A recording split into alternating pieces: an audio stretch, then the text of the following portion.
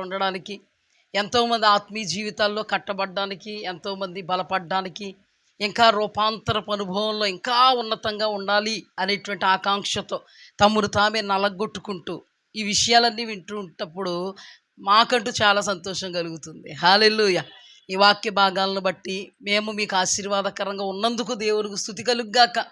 ఒక్కరు కాదండి, ఇద్దరు కాదండి, చాలామంది వ్యక్తిగతంగా ఈ ఉపవాస ప్రార్థన సరిపోదా, అయినా కానీ వ్యక్తిగతంగా ఉపవాస ప్రార్థనలో ఉంటూ ఉన్నారు. చాలా ఉన్నతంగా ఆధ్యాత్మికంగా ఎదగలుగుతున్నారు, దేవుని మీద ఆధారపడగలుగుతున్నారు.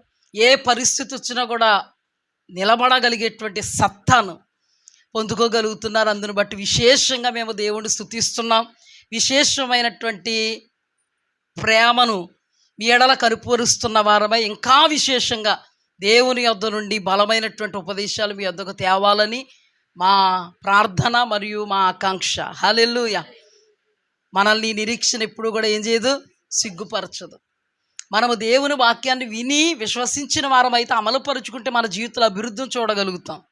విని వెళ్ళిపోతే అభివృద్ధిని చూడలేం. బ్రతుకులు అలాగే మిగిలిపోతాయి, జీవితాలు అలాగే మిగిలిపోతాయి, స్వభావాలు అలాగే మిగిలిపోతాయి, పరిస్థితులు అలాగే మిగిలిపోతాయి. ఎక్కడ వేసిన గొంగలను అక్కడే చూడగలం. గొంగలంటే తెలుసా? గొంగల పురుగు కాదు. గొంగలంటే తెలుసా? గొంగలు తెలుసా? గొంగలు కప్పుకుంటారు కదండి. ఎక్కడ వేసింది అక్కడే ఉంటుందా? మనం తీస్తే ఏమవుద్ది? మడత పెడితే, బీరువాలో పెడితే, లేకపోతే ఎక్కడ వేసిన గొంగలి అక్కడే. అర్థం తెలియదుగా చాలామందికి, నాకు తెలదు అనుకోకుండా వచ్చేసింది. దేవునికి స్తుతి కలుగుగాక, దేవునికే సమస్త మహిమ కలుగుగాక, ఘనత ప్రభావాలు కలుగుగాక.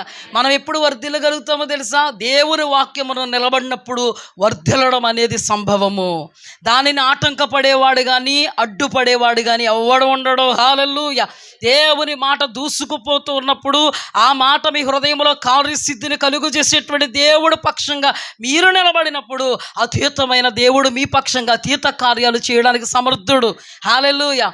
అద్భుతాలు ప్రకటించబోతున్నారని ప్రభువు మాట్లాడారు. ఆ తదుపరి దినాల్లో అనేకుల జీవితాల్లో దేవుడు అద్భుతాలు చేశాడు. అవి నేను మందిరములో చెప్పడమే చాలా క్షేమము, ఆశీర్వాదదాయకమని నమ్మి మీకు నేను ఏం చేస్తున్నాను, మనవి చేసుకుంటున్నాను.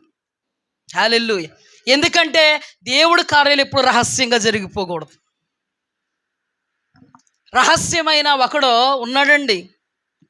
అతని పేరు ఏం పేరంటే, నేను ఎవరి గురించి చెప్తున్నానంటే నికోదేము. నికోదేము ఉన్నాడు. ఈ నికోదేము రహస్యంగా కలుసుకోవాలనుకుంటాడు యేసుప్రభుని. బహిరంగంగా కలుసుకోవాలనుకోడు. ప్రభువు ఏది చేసినా బహిరంగంగా చేశారు. చివరి దినాల్లో కాక ముందు వరకు, మరణదినం ముందు వరకు కూడా ప్రకటించండి, ప్రకటించండి, ప్రకటించండి. హల్లెలూయా. కొద్ది మందిలో కాదు, మేడల మీద వినబడాలి మన స్వరం. హల్లెలూయా. దేవునికి మహిమ రావాలి. హల్లెలూయా. దేవునికి స్తుతి కలుగుగాక. మన జీవితంలో మన దేవుడు సర్వమై ఉన్నాడు. సర్వమై ఉన్న సర్వాంతర్యామిని పరిశుద్ధాత్మ శక్తితో మనము బాహాటముగా స్తుతించగలగాలి. ఏమంటే యేసుక్రీస్తుని బాహాటముగా సిలువ వేసేస్తున్నారంట. బాహాటముగా సిలువ వేస్తున్నారు యేసుక్రీస్తు ప్రభువారిని. మరి రహస్యంగా ఎందుకండి ఆయన కార్యాలని? ఏ విషయంలో కూడా మనకు దేవుడు మేలు చేశాడా? ఏం చేయాలో తెలుసా? మేడల మీద, మిద్దెల మీద ప్రకటించాలి. దేవాది దేవుడు బ్రతుకును మార్చాడండి. ఎవరు బ్రతుకుని? వెరీ గుడ్, బాగా పడుతున్నారు మీరు. అది అలాగే ఉండాలని నేను అనుకున్నాను. ఆ బ్రతుకును మార్చాడు. అయ్యయ్యో ఈ సాక్ష్యం చెప్తే నా బ్రతుకు తెలియని వాళ్ళకు కూడా తెలిసిపోద్దని అనుకోలే. తన బ్రతుకును విప్పిందండి. అందుకే ఊరూరంతా మార్చబడింది. హల్లెలూయా. దేవునికి స్తుతి కలుగుగాక. ఎలుగెత్తి ప్రభువును మనం మహింపరిచేటువంటి అనుభవంలో ఉన్నాం. మనందరి జీవితాల్లో దేవుడు అతీత కార్యాలు చేశాడు. తెలియాలి. ఎవరికి? సంఘానికి కూడా తెలియాలి. అందభక్తులకి, మందభక్తులకు కూడా తెలియాలి. హల్లెలూయా. బయట అందరికీ కూడా తెలియగలగాలి. అప్పుడు ప్రభువుకి ఏమొస్తుంది తెలుసా? మహిమ వస్తుంది. లేకపోతే అందభక్తులు అంధత్వంలో ఉండిపోతారు, మందభక్తులు మందత్వంలో ఉండిపోతారు, నూతులో కప్పలాగా ఉండిపోతారు. ఎవరికి చేస్తలేదు, మాకు చేస్తలేదు దేవుడు అనుకుంటారు. నీకు దేవుడు చేసిన కార్యాన్ని ఏలుగెత్తి నిలబడి ప్రకటించావో అందభక్తులు ఏం తిరుగుద్ది? తల తిరుగుద్ది. వాళ్ళకి చేస్తున్న దేవుడు నాకెందుకు చేస్తలేదు అని ప్రశ్న వస్తుంది. హల్లెలూయా. సంఘములు అందరూ కూడా మంచి భక్తులు కాదండి. సంఘములు అందరూ కూడా ఎత్తబడే అనుభవంలో ఉన్నవాళ్ళు కాదు. అందుకేనండి గడిచిన దినాల్లో అందభక్తుల గురించి మందభక్తుల గురించి దేవుడు మాట్లాడుతున్నాడు. వాళ్ళ అంధత్వంలో మందత్వంలో ఉండిపోతే వాళ్ళ జీవితాలకు ఒరిగేదేమి ఉండదు. కాబట్టి నా జీవితాల్లో దేవుడి కోసం రోషంగా నిలబడతా ఉన్నప్పుడు, రూపాంతరపు అనుభవంలో నిలబడుతూ ఉన్నప్పుడు, ఆ దేవుడు మన జీవితంలో చేసిన కార్యాన్ని ఎలుగెత్తి ప్రకటిస్తున్నప్పుడు అంధభక్తుల యొక్క అంధత్వపు పొరలు ఏమైపోతాయి? ఎందుకంటే చాలామంది అద్భుతాల కోసమే వెంబడిస్తారు, చాలామంది ఆశ్చర్య కార్యాల కోసమే వెంబడిస్తారు, చాలామంది సూచక కార్యాల కోసం వెంబడిస్తారు. కానీ దేవుడు నాకేదో చేయాలనుకుంటారు, కానీ దేవుడి కోసం నేనేం చేయాలనుకోరు. మాట చెప్పనా, దేవుడు అన్నీ చేసేసాడు, ఇప్పుడు చేయాల్సింది నువ్వే. అన్నీ చేసాడు, ఇంకేం చేయమంటారు? ప్రాణం ఇచ్చేసాడు కదా, ఇంకేం చేయమంటాం? మరి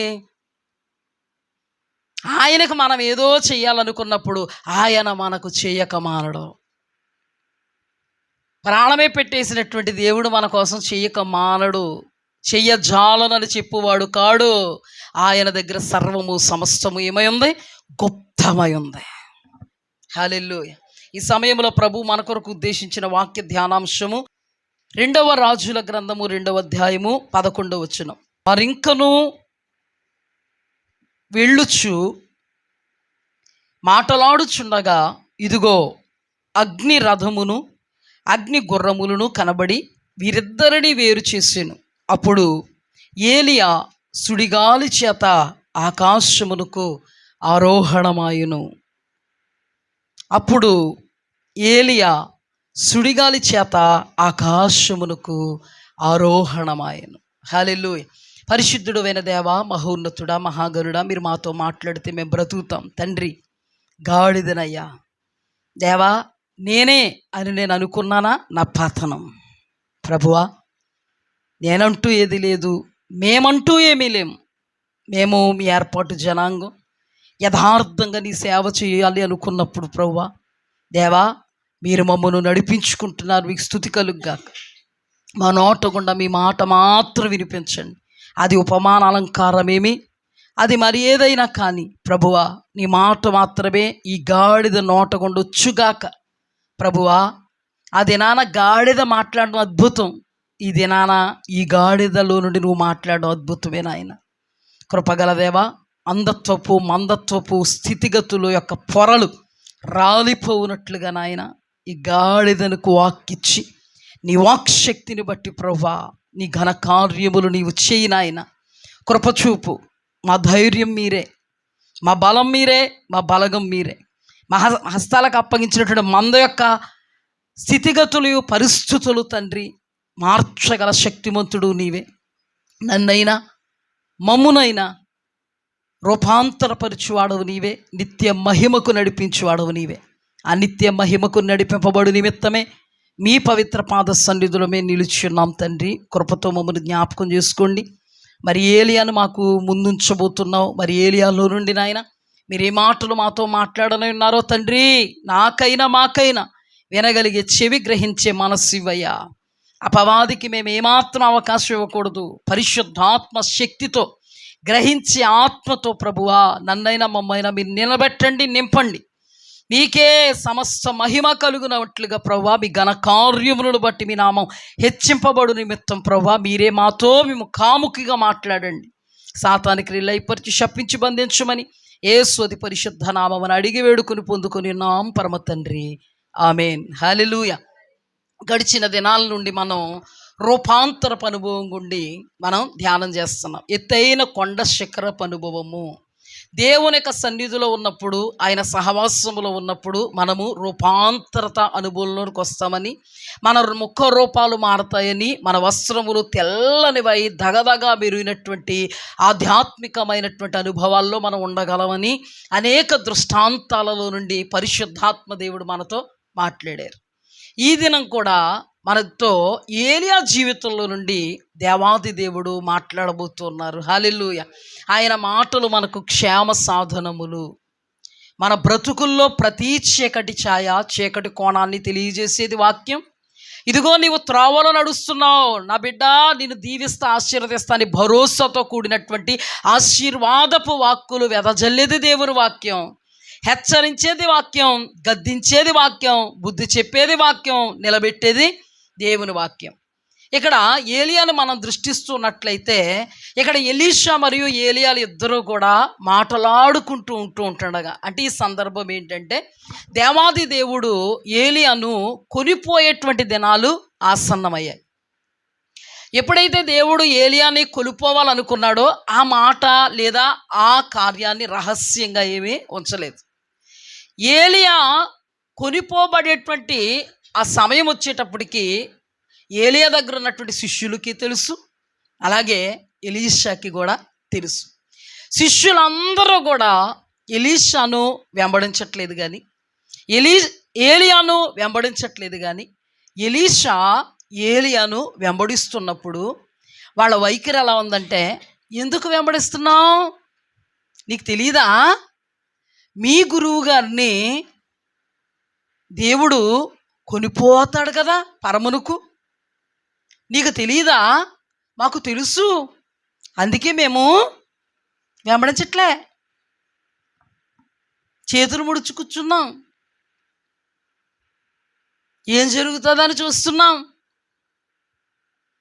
అసలు జరుగుతుందా లేదా కానీ నువ్వు వెంబడిస్తున్నావు, మా వలే ఉండరాదు. ఎలాగా, ఎందుకన్నారా మాట, ఏమో చూడు నువ్వు మాలాగా ఉండొచ్చు కదా, ఎందుకయ్యా వెంబడిస్తున్నావు, తెలదా, మాకు తెలిసి మేము ఎలా సర్దుమనుకున్నాము చూడు, నువ్వేటి వెంబడిస్తున్నావు అని మాట్లాడితే ఎలీషా, నాకు తెలుసు ఓరకుండుము, మీ అందరికి తెలుసు కదా, అలా వెంబడిస్తున్నాడు. అక్కడ యోర్దాను ఎదురొచ్చింది. ఆ యోర్దానుని ఎలా దాటాడంటే ఏలియా తన భుజము మీద లేదా తన మీద ఉన్నటువంటి దుప్పటిని తీసి ఏలియా దేవుడు ఎక్కడున్నాడు అని దుప్పటితో కొట్టాడో లేదో యోర్దాను నది రహదారిగా మార్చబడిపోయింది. హల్లెలూయా. ఏలియా కెపాసిటీ అది. ఎప్పుడైతే రహదారిగా మార్చబడిందో అద్భుతంగా వెళ్ళగలిగారు, ఆదరికి వెళ్ళగలిగారు. వెళ్ళిన తర్వాత మాట్లాడుకుంటున్నారు ఇద్దరు.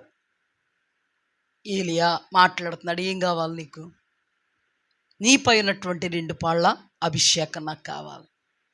నువ్వు అడుగుతున్నావు బాగానే ఉంది కానీ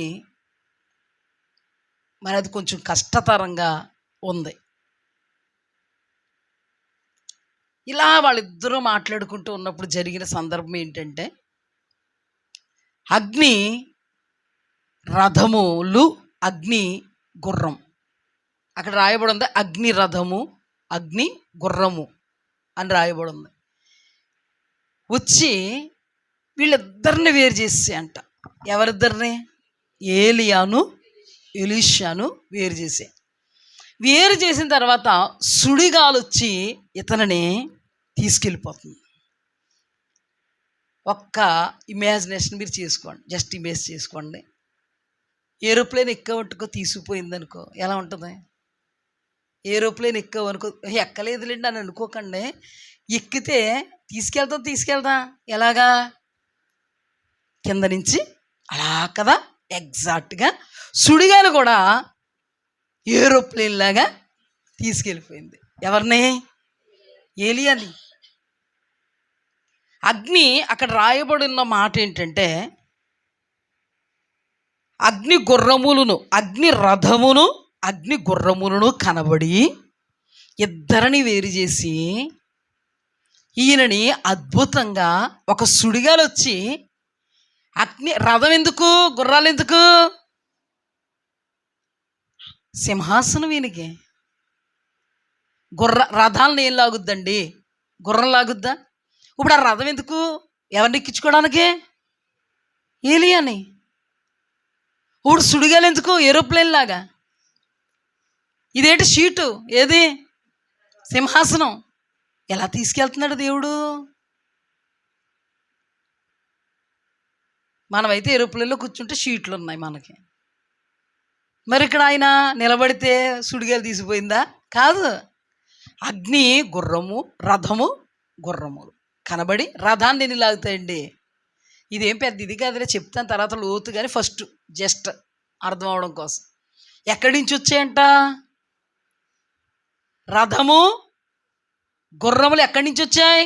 మహిమ కలిగినటువంటి లోకంలో నుంచి. సుడిగాలి ఎక్కడి నుంచి వచ్చింది?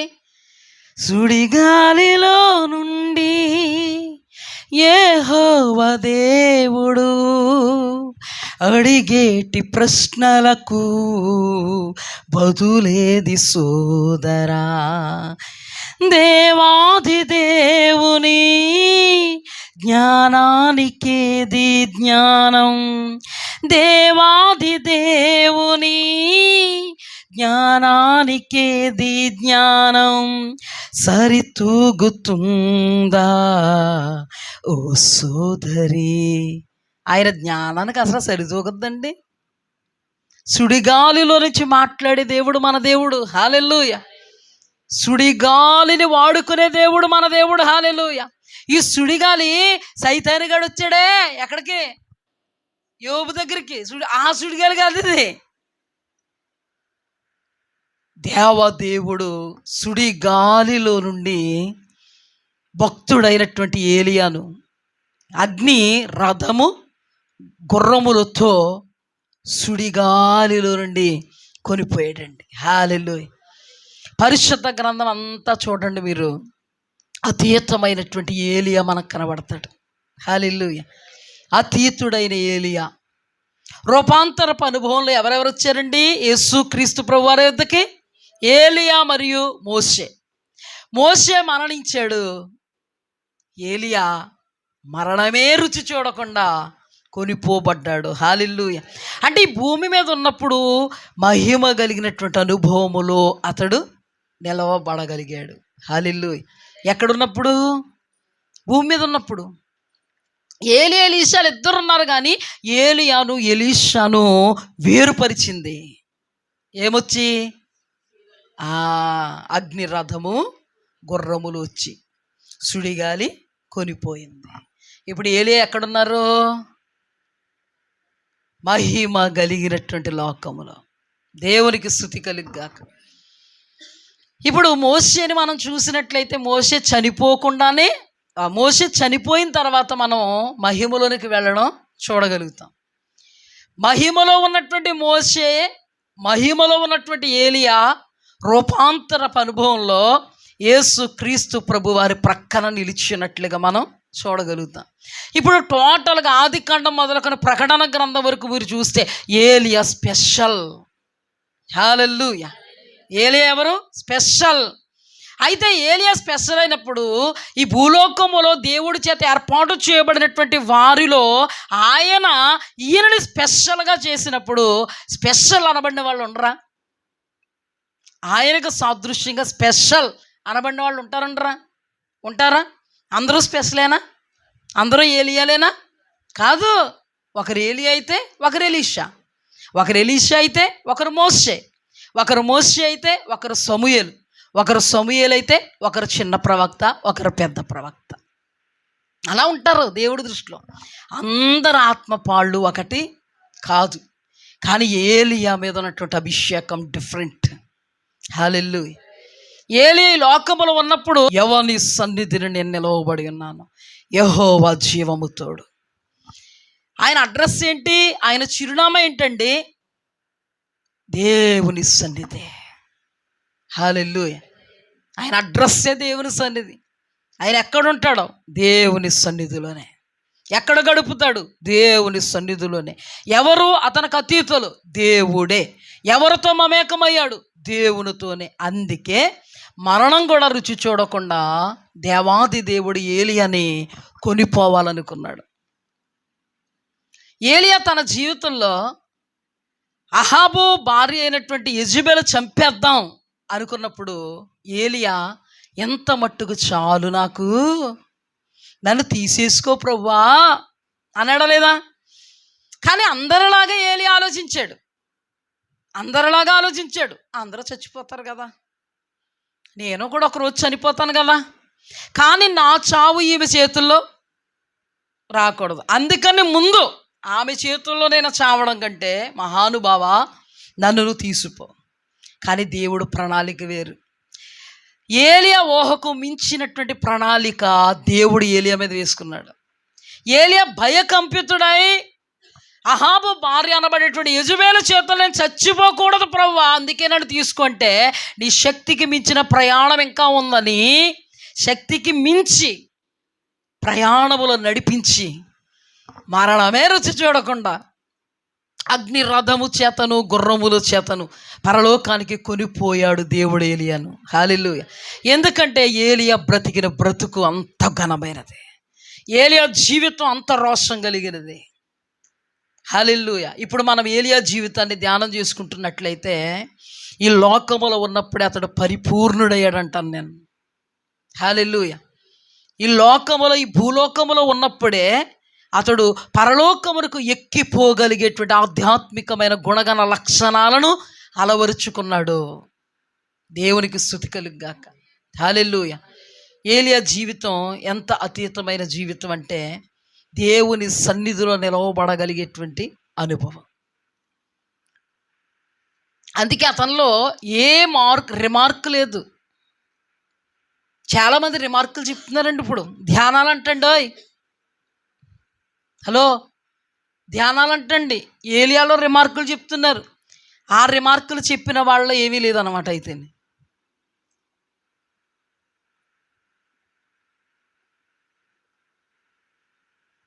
చూడండి, ఏలియా జీవితాన్ని ఒక్కసారి మనం ధ్యానం చేద్దాం.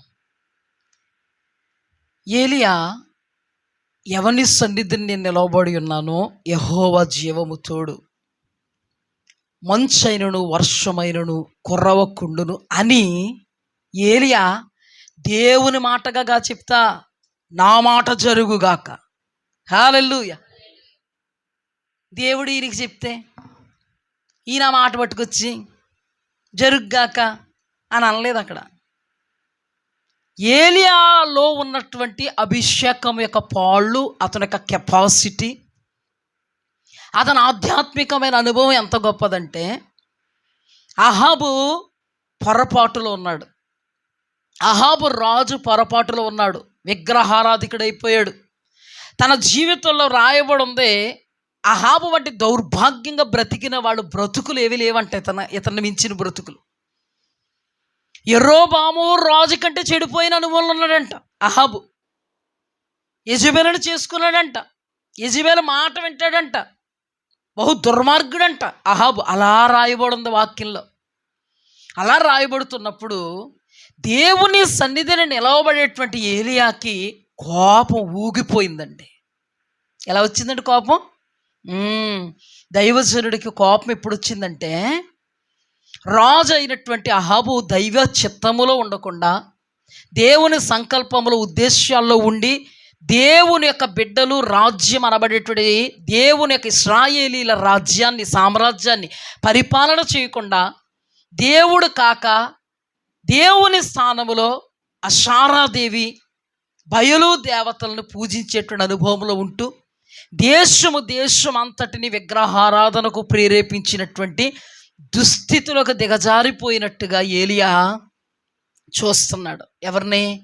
అహాబుని. అహాబు సామ్రాజ్యములో ఉన్నటువంటి ప్రజలను చూస్తున్నాడు. చూస్తున్నప్పుడు ఏలియాకి ఏమొచ్చిందండి? కోపం వచ్చింది. దేవుని ఆత్మ అభిషేకపు పాళ్ళులో ఉన్న వాళ్ళకి ఏమొస్తుంది? కోపం ఉంటుంది, ఉండదా? ఉంటుంది, తప్పకుండా వస్తుంది కోపం. వచ్చిందండి కోపం. కోపం వచ్చి అక్కడికి వెళ్ళి మాట్లాడుతున్నాడు. ఏం మాట్లాడుతున్నాడు తెలుసా? ఎవని సన్నిధిని నేను నిలవబడి ఉన్నానో యెహోవా జీవము తోడు, నా మాట అగునుగాక. అక్కడ చూడండి, రాజుల గ్రంథం 7వ అధ్యాయము, మొదటి రాజుల గ్రంథం 17వ అధ్యాయము. 1 నుండి. అంతటా గిలాదు కాపురస్తుల సంబంధియును తిష్బీయుడైన ఏలియా అహాబునద్దకు వచ్చి, ఎవని సన్నిధిని నేను నిలవబడి ఉన్నానో ఇశ్రాయేలు దేవుడైన యెహోవా జీవముతోడు నా మాట ప్రకారము గాక. హల్లెలూయా. ఇది ఎవరి మాట? ఎవరి మాట? ఏలియా మాట. ఈ సంవత్సరములలో మంచైన వర్షమైన పడదని ప్రకటించగా వర్షమైన మంచైనా ఆగిపోయింది. ఎవరు అప్పితే ఆగిపోయింది? ఏలియా. ఒక పట్టణ ఏలియా నా మాట అగుగాక అన్నాడు, అంతే.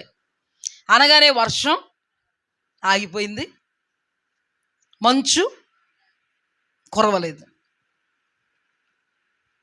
అంత గొప్ప అభిషేకం ఎవరిలో ఉంది? ఏలియాలో. ఇది ఎవరి మాట పలికాడు? అతని మాట, అది దేవుని మాట కాదు. అతను కోపం వచ్చి ఇప్పుడు ఏం చేశాడంటే శపించాడు.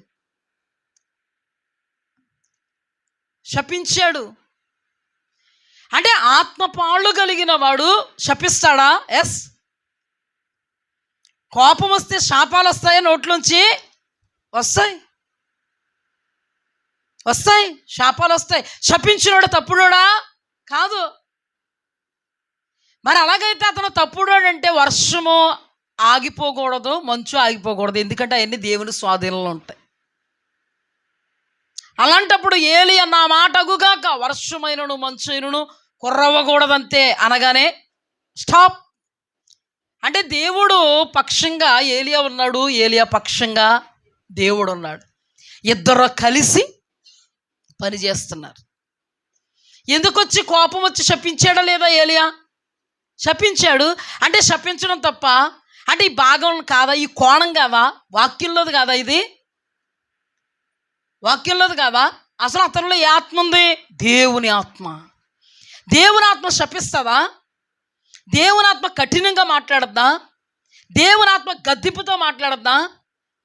దేవుని ఆత్మ నాశనం అయిపోతా అంటదా? అహాబుని అందా లేదా? అదే ఏలియా అహాబుని ఏమన్నాడు? ఎక్కడ కుక్కలు నాబోతు రక్తాన్ని నాక, ఎక్కడ నీ రక్తాన్ని కుక్కలు నాకుతాయి. దీన్ని శాపం అంటారా, ఆశీర్వాదం అంటారా? ఒక దైవ జనుడులో నుంచి ఒక హెచ్చరిక కానీ ఒక గద్దింపు కానీ ఎప్పుడు వస్తుందో తెలుసా? నువ్వు సరిగ్గా లేనప్పుడు. ఎవరి మీద తిప్పిండు? అక్కడ అహాబు సరిగ్గా లేడు, ప్రజలను ఏం చేస్తున్నాడు? వక్ర త్రోవలు పట్టిస్తుంటే దైవజనుడికి ఏమొచ్చింది? కోపం వచ్చింది. అక్కడ అహాబు సరిగ్గా లేడు, నాబోతు ద్రాక్ష తోటను అన్యాయంగా వేసుకుంటే ఆత్మపూర్ణుడైనటువంటి ఏలియాకి ఏమొచ్చింది? ఇప్పుడు ఆత్మపూర్ణులు రోషంగా ఉంటారా? అందరి గురించి చెప్పట్లే, దేవుడు ఎవరిని ఏ అభిషేకముతో నింపుతారో వాళ్ళ కోసం చెప్తున్నాను.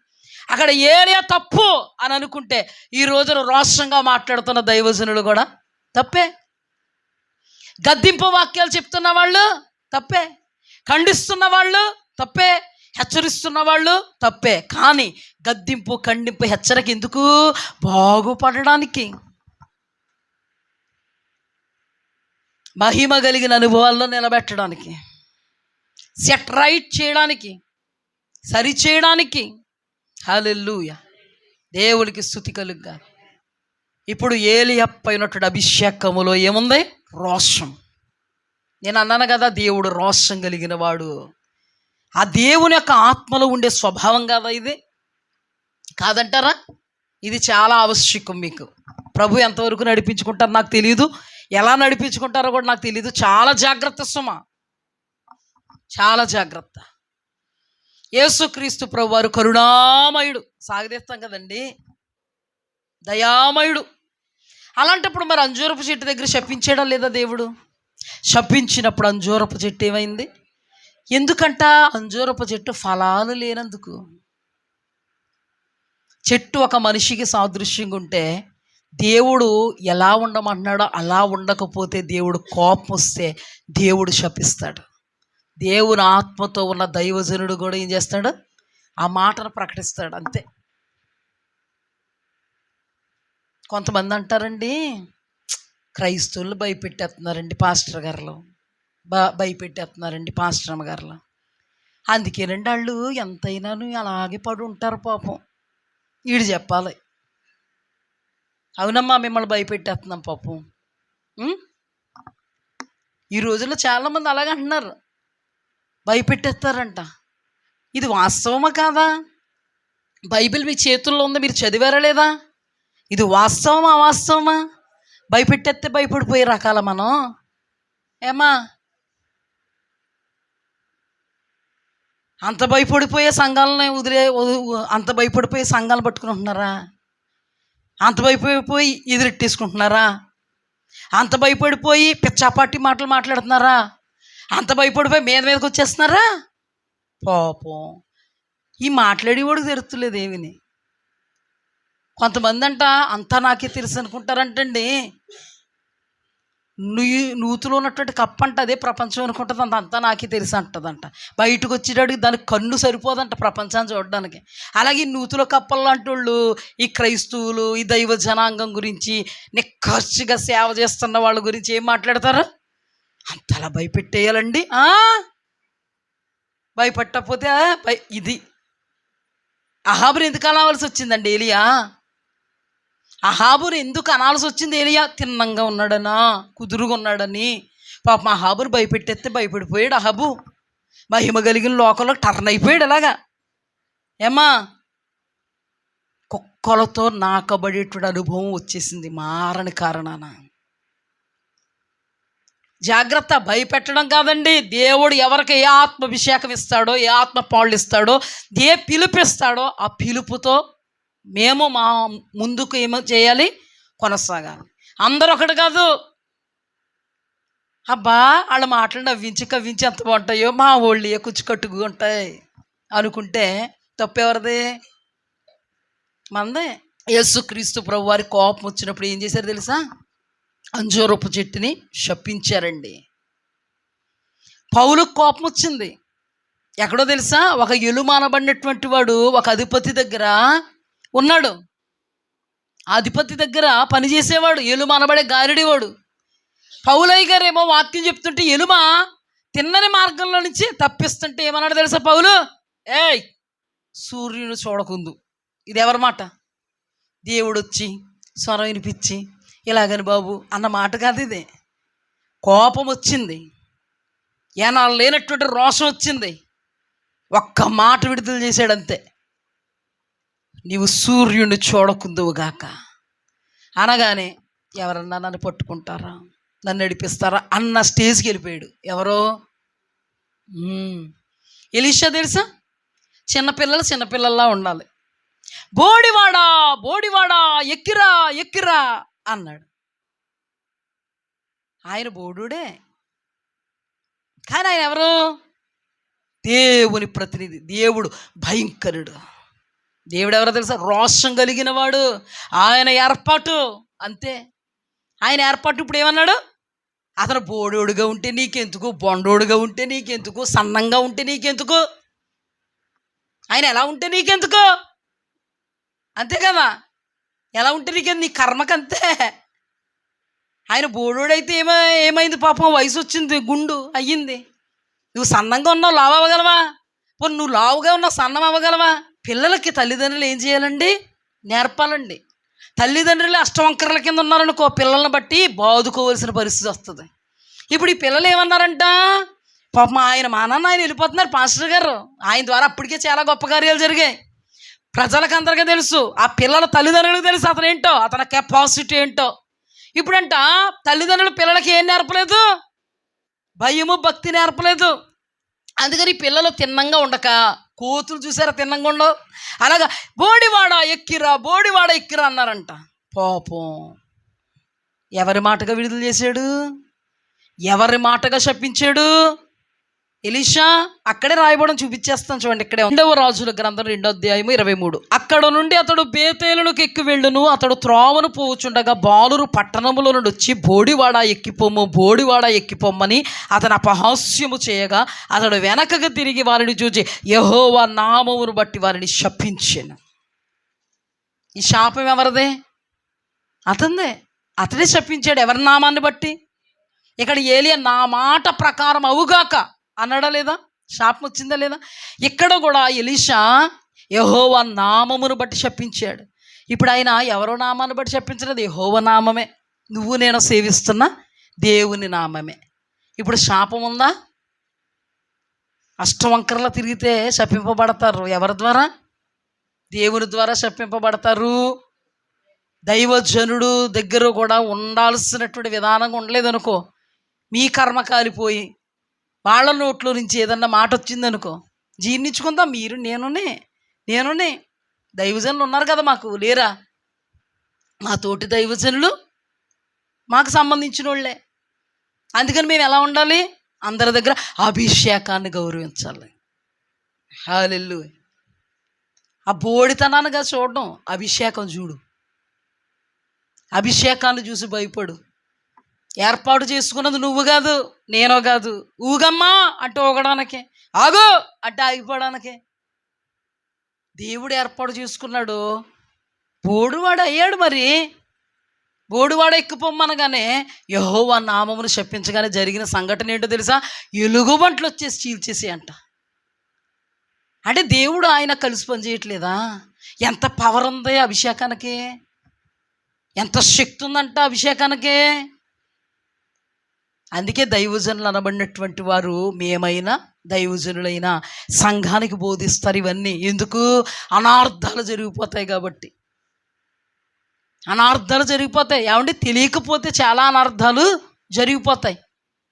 ఆ అనార్థాలకు వచ్చే శిక్ష ఒకలా ఉంటే, తెలిసి చేస్తే వచ్చే శిక్ష ఎలా ఉంటుందండి?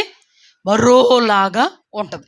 ఇప్పుడు చూడండి, మీకు జస్ట్ సందర్భం వచ్చింది కాబట్టి ఏం చేశాను అంటే, ఒక కోణములో అభిషక్తులు అనబడినటువంటి వాళ్ళకి ఏముంటుంది?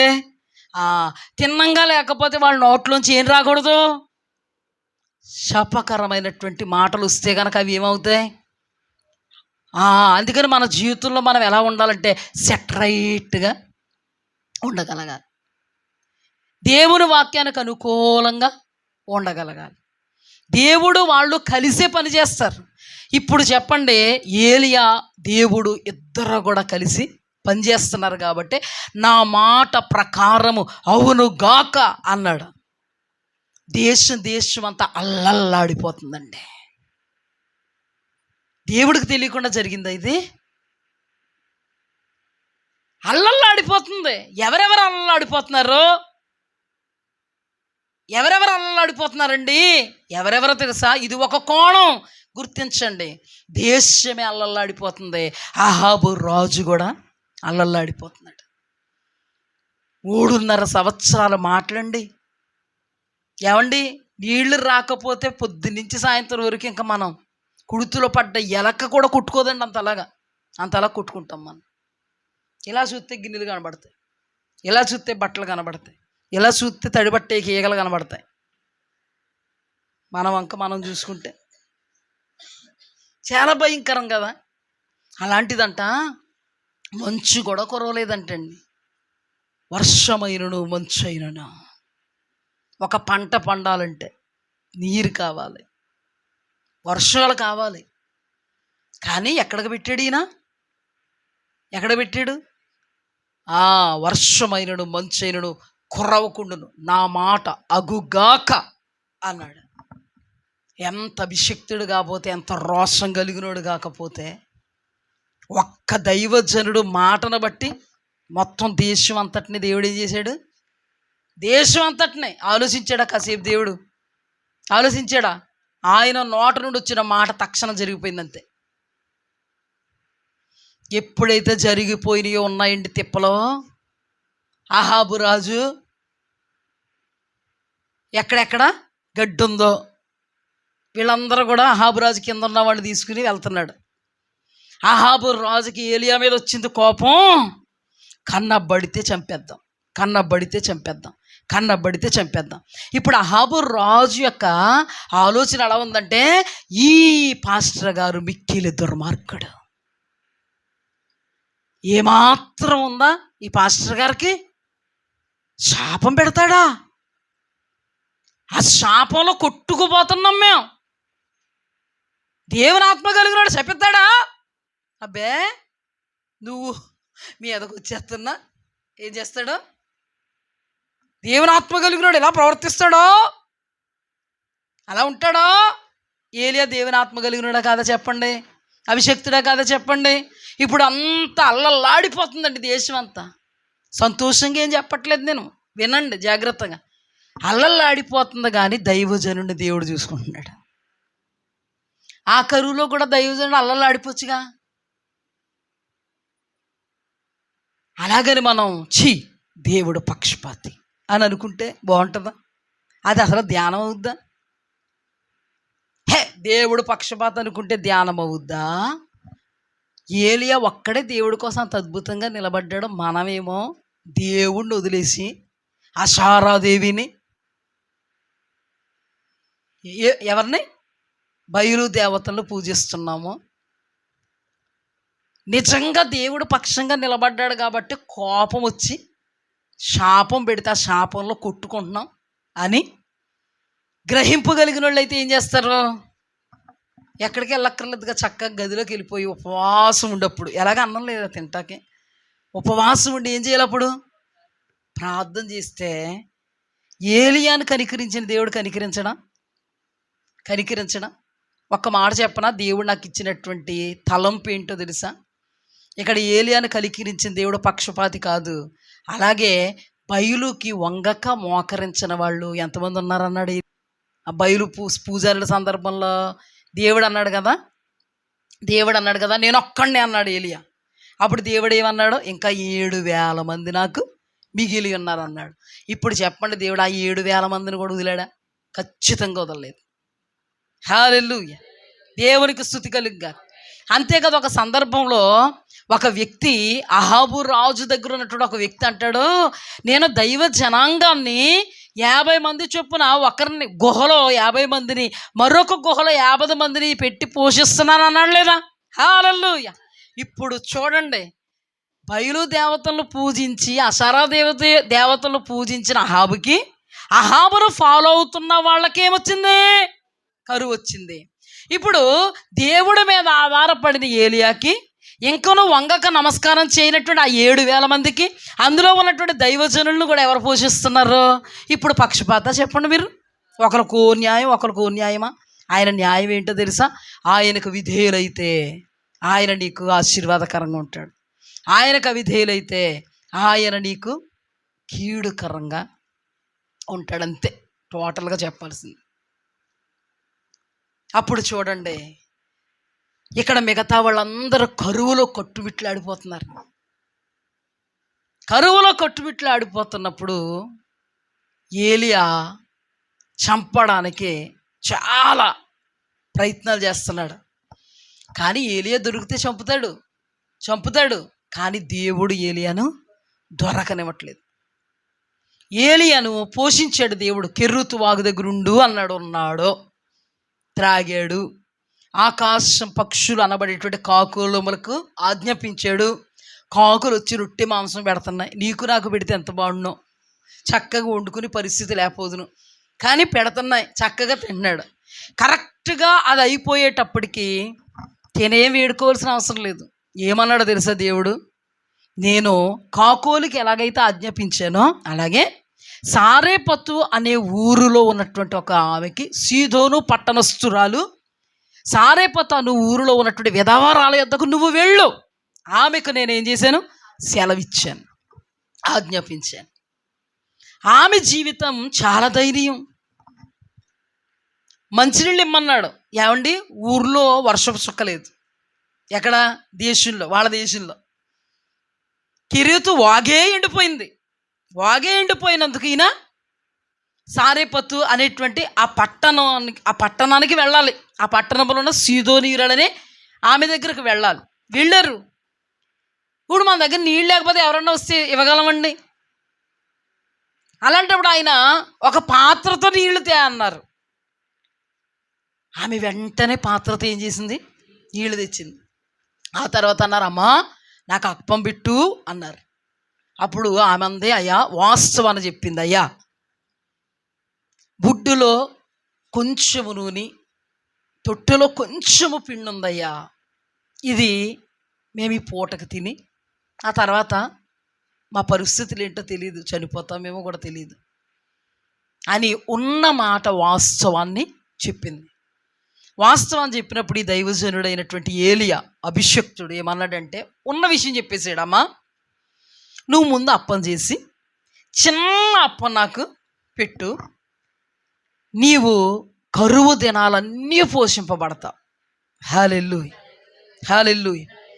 ఆ విధేయత మాటలతో చెప్పలేనిది, ఆ విధేయత వర్ణింపజాలనిది. మనం ఒక్కసారి లోతులకు వెళితే ఇన్ని సంవత్సరాల క్రైస్తవులమైన మన సిచ్యువేషన్ అలాగుంటే అపార్థం చేసుకోవడం ఖాయం. ఏలి ఎలాంటోడో అయినా తెలిసిన, పునావిడికి తెలుసో లేదు తెలియదు, కానీ ఏలి ఎలాంటోడో తెలిసిన, అతని మీద ఉన్న అభిషేకం ఎలాంటిదో తెలిసిన, అతని ముఖాంతరంగా ఎన్ని గొప్ప కార్యాలు మనం అనుభవించిన ఈ పరిస్థితుల్లో మనకే మన పిల్లలకే ఉంది, ఇంకా లేదు పోతాం అని నిశ్చయముగా ఉన్నప్పుడు ఖచ్చితంగా విశ్వాసాన్ని కనపరచడం అనేది చాలా కష్టం, చాలా కష్టం. అలాంటిది ఆమె చూపినటువంటి విధేయత అంతా ఇంత కాదు, ఆమె చూపిన విధేయత అతీతమైనది. అందుకే అద్భుతంగా పోషింపబడింది. మొట్టమొదటి చిన్న అప్పాన్ని తెచ్చింది, కరువు దినాలన్నీ కొంచెం పెట్టింది, కరువు దినాలన్నీ పోషింపబడింది. హల్లెలూయా. ఆమె ఆ దైవజనుడిని మాటను వింది, విధేయత చూపింది. కానీ అహాబు తన జీవితంలో తనల్ని ఎప్పుడూ కూడా ప్రశ్నించుకోలేదు, తమ ప్రజలు కూడా ఎప్పుడు కూడా ప్రశ్నించుకోలేదు. వాళ్ళ ఆలోచన ఎదుటి వ్యక్తి మీదే ఉంది, ఆ పరిస్థితికి కారణమైన వ్యక్తి మీద ఉంది, పరిస్థితికి కారణమైన వ్యక్తి మీద ఉంది. అంటే ఆ దైవజనుడు శపించాడు కాబట్టే మాకు కరువు వచ్చింది. ఎందుకు శపించాడు అన్న కోణంలో ఆలోచించట్లే, ఎందుకు దైవజనుడికి ఎంత కోపం వచ్చింది అన్న కోణంలోనికి వెళ్ళట్లే. ఒకే కోణంలో ఉన్నారు వీళ్ళు. అన్ని కోణాలకి వెళ్ళాలి కదండి, మనం వెళ్ళాలి కదా. మనం వంట చేసుకున్నాం, నలుగురు ఉంటే నలుగురికి వండుకున్నాం, జాగ్రత్తగా అర్థం చేసుకోండి. ఇప్పుడు నలుగురు భోజనం, అది ఒక కోణం ఏంటంటే అది నలుగురు భోజనం. ఇద్దరు పిల్లలు కూడా చికెన్ చాలా టేస్ట్గా ఉందంట కర్రీ, అందుకని ఏం చేశారంటే ఉన్న అన్నం వేసి తినేశారంట. ఇప్పుడు కోణం ఏమైంది, మారింది. ఇప్పుడు ఇవిడికి ఏం లేదు, నా కోణం నాదే, నా అన్నం నాదే, మీకు బాగుంటేట్రా, నీ అన్నం నీది, మీ డాడీ అన్నం మీ డాడీది, నా అన్నం నాదంటదా తల్లి. ఏ కోణంలో ఆలోచిస్తుంది, కడుపు తీపి అనే కోణంలో. అర్థమవుతుందా మీకు? కడుపు కట్టుకున్న నీకు మసాలా వాసన ఘాటు వచ్చేసింది, వండుతున్నప్పుడు వచ్చేసింది, మనిషి కాదటి నోరు ఊరదైతే. అయినా కానీ ఈ ప్రేమ ఏం చేసింది, కోణం మారి, అది నీ భోజనమే కానీ కోణాన్ని మార్చుకుని నువ్వేం చేసావు, ఇంకొక కోణంలో ప్రేమ అనేటువంటి కోణంలో నువ్వు వాళ్ళకి ఏం చేసావు, పెట్టేసావు. ఎప్పుడు కూడా ఒకరి జీవితం ఒక కోణంలోనే గడిచిపోదండి. మనుషులు అన్నాక అన్ని కోణాలు ఏం చేయాలి, ధ్యానం చేసుకోవాలి. మీకు అర్థమైంది అనుకుంటాను, అర్థమైంది కదా. ఒకే కోణం కాదు కదా, కొన్ని సందర్భాల్లో కోణాలు కూడా మనం ఆలోచించి మార్చుకోవాల్సిన పరిస్థితులు వస్తాయి. ఇప్పుడు ఏలియా మీద కోపం ఉంది, ఒకే కోణంలో చూస్తున్నాడు. ఎవరో ఇంకో కోణానికి వెళ్ళడు, ఇంకా వెళ్ళడు. ఎలా చూస్తున్నాడంటే పాస్టర్ తప్పు, ఎంత దుర్మార్గుడు కాకపోతే మమ్మల్ని శపిస్తాడు అని ఆలోచించాడే తప్ప అతను శపిస్తున్నప్పుడు దేవుడు ఎందుకు అమలుపరిచాడు, దేవుడు కనికరం మా మీద ఎందుకు లేదు, అసలు దైవజనుడు కోపం వచ్చి ఎందుకు శపించాడు, అసలు మా బ్రతికేంటి, మా జీవితం ఏంటి, ఎవరి సన్నిధిని అతను అన్నాడు, యెహోవా సన్నిధిని అన్నాడు. మరి ఇది యెహోవాకు సంబంధించింది ఈ రాజ్యం, రాజునైనటువంటి నేను ఆ దేవునికి సంబంధించిన వాడిని. ఇప్పుడు నా బ్రతికి ఎలా ఏడ్చింది, నేను ఎలా ఇచ్చాను, అసలు నా పక్కన నా భార్య ఎలా ఉంది, నా పరిస్థితులు ఎలా ఉంది, నాదే తప్పు అనుకుంటే పశ్చాత్తాపం వస్తుంది. ఇంతకుముందు కూడా కోణంలో వచ్చింది కదా, బుధవారం కోణంలో.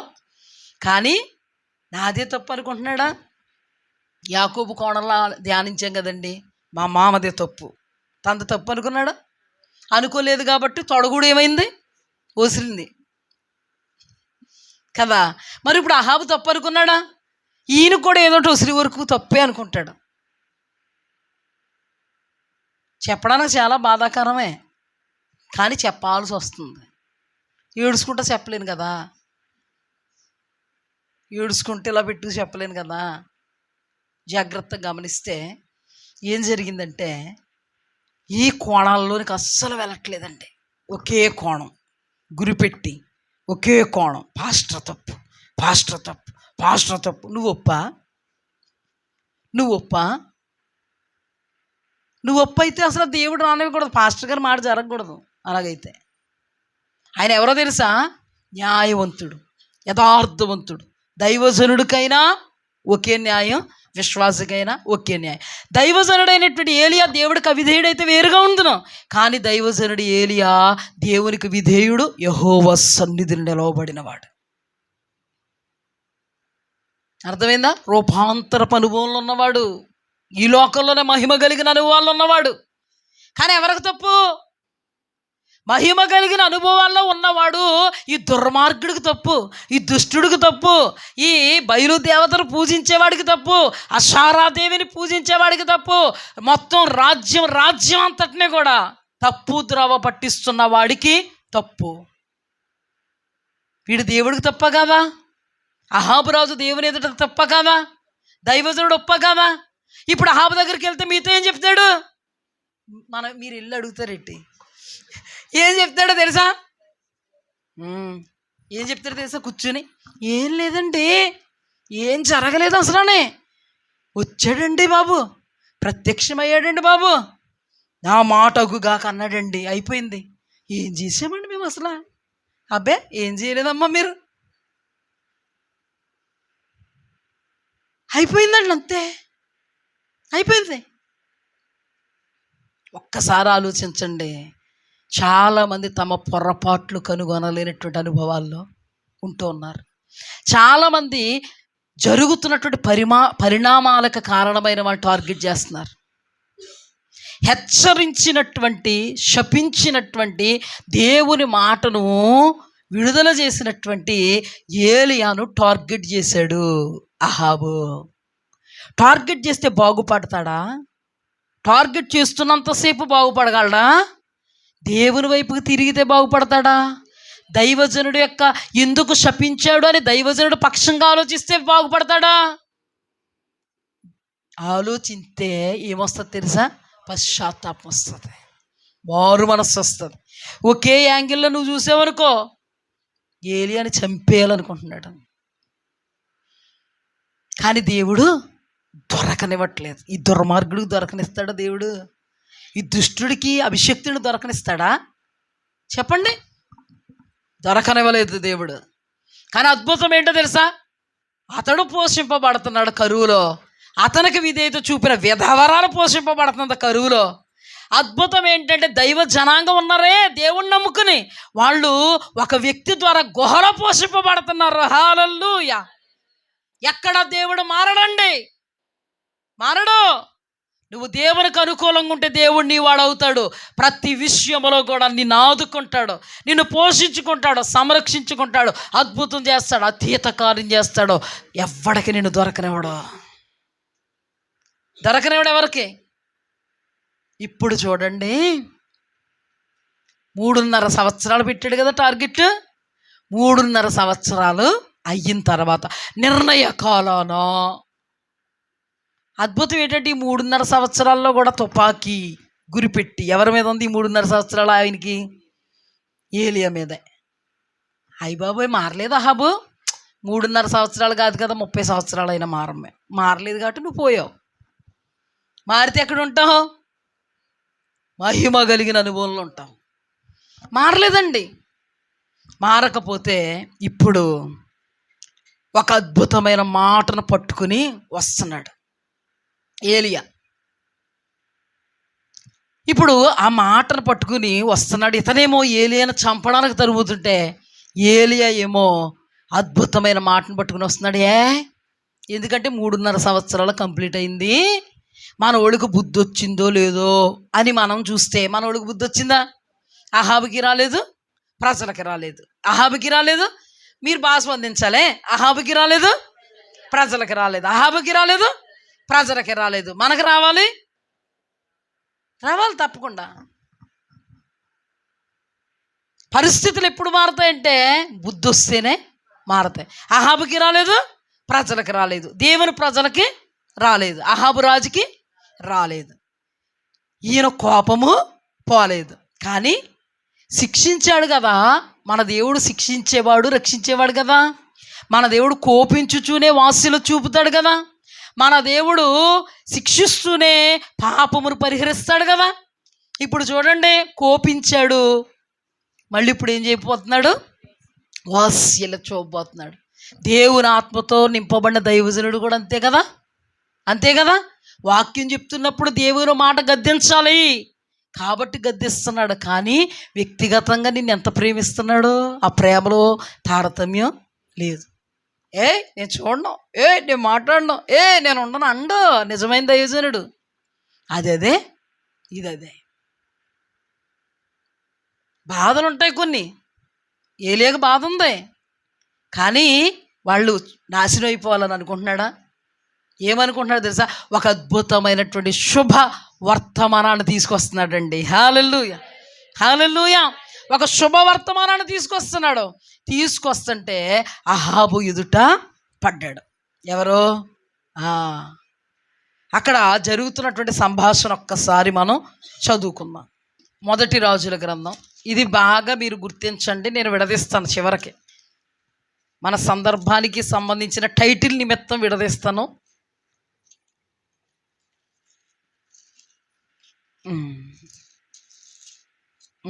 18:17 18వ అధ్యాయం, మొదటి రాజుల గ్రంథం 18వ అధ్యాయం 17వ వచనం.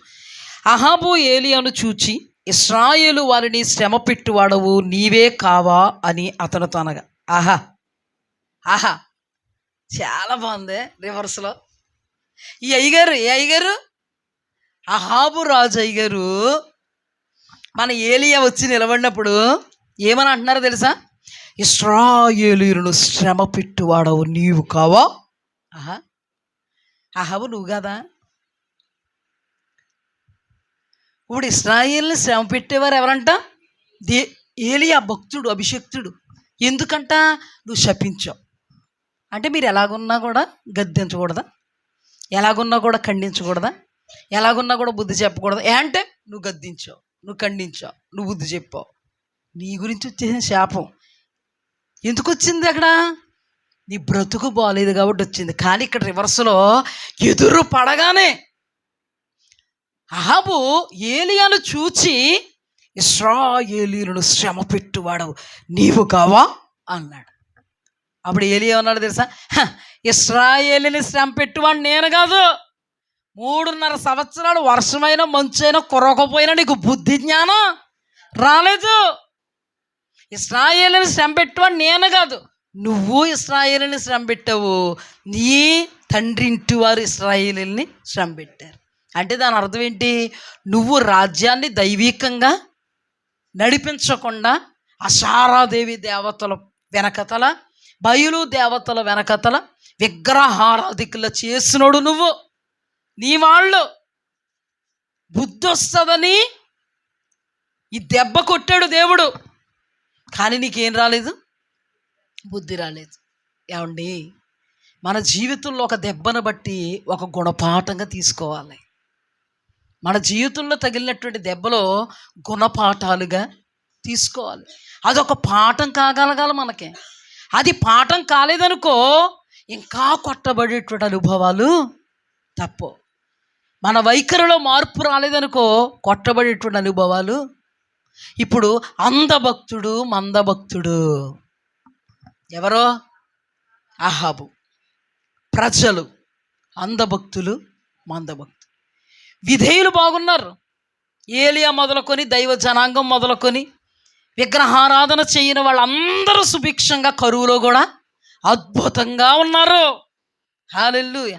కానీ ఎవరైతే అవిధేయులుగా ఉన్నారో వాళ్లకు బుద్ధి వచ్చేలాగా ప్రకృతి శాసించింది. అవునా? ప్రకృతి శాసించడం అంటే దేవుడే చేస్తే జరుగుతుంది కదా. ప్రకృతి భూకంపం రావాలంటే దేవుడు ప్రమేయం లేకుండా రాదు. కుంభవర్షం రావాలంటే దేవుని ప్రమేయం లేకుండా రాదు. ఈ రోజున వాళ్ళకి ఈ కరువు ఎందుకు వచ్చింది? దేవుని ప్రమేయంతో వచ్చింది. అలాగే మన కష్టం, మన బాధలో దేవుని ప్రమేయం లేకుండా మన యొద్దకి ఏమీ రాలేదు. మన కన్నీటి గాథలకి కారణం ఉంది, బాధకి వేదన కారణం ఉంది. దేవుడు ఎందుకు ఈ కోణంలో నడిపిస్తున్నా నాకు తెలియసుమా. గడిచిన బుధవారం కూడా ఇదే కోణాన్ని దేవుడు మాట్లాడాడు. ఎందుకండి ప్రతి దానిలో అదే కోణాన్ని మాట్లాడుతున్నాడు దేవుడు అంటే, ఇది నిన్నగాక మొన్నది కాదు, ఎప్పటి నుంచో చెప్పుకుంటున్నాం మనం.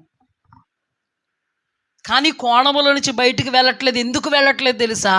నీవు రూపాంతర పనువుల్లోకి రావాలి, నువ్వు భ్రమను వేడాలి, నీవు సరిచేయబడాలి, మలచబడాలి, చెక్కబడాలి. లేకపోతే ప్రమాదం నీకే.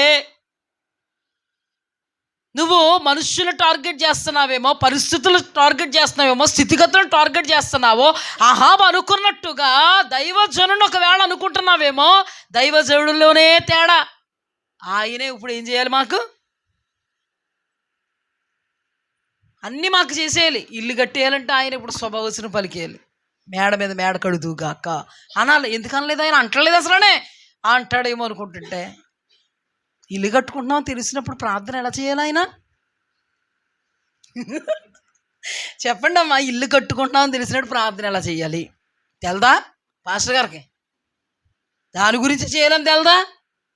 దేవునికి విధేయుడుగా ఉన్న పాస్టర్కి ముఖాలు చూసి ప్రార్థన చేయడం తెలదాం, సిచ్యువేషన్స్ చూసి ప్రార్థన చేయడం తెలదాం, దేవుని వైపుకు చూస్తూ ప్రార్థన చేయడం తెలుసు. అలాంటప్పుడు మాకు ఇలాగ చేస్తారు, వాళ్ళకి అలాగ చేస్తారు అంటారు. సంఘంలో ఇది ఉంటే అహాబు ఏమన్నాడు? నువ్వే పగవాడు. అహాబు ఏమన్నాడు? అహాబు నువ్వే ఇశ్రాయేలుని, అయితే ఆడోళ్ళు అయితే నువ్వే. మగోళ్ళు ఊపుకోరు, ఆడోళ్ళు ఊపుకుంటారు కదా. మగోళ్ళు నువ్వే అంటారు. ఏ యాంగిల్ అన్న అదే.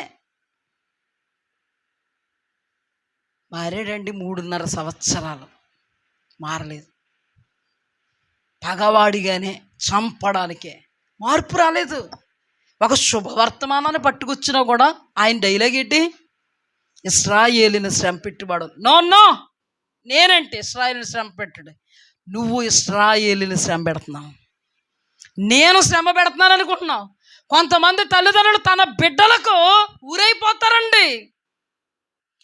మా వలనే మా బిడ్డలకు ఊరైపోయాం మేము, అందుకే మా బిడ్డల జీవితాల్లో ఆశీర్వాదం చూడలేకపోతున్నాను అనుకోరు. ఎవరి కారణం అనుకుంటారు?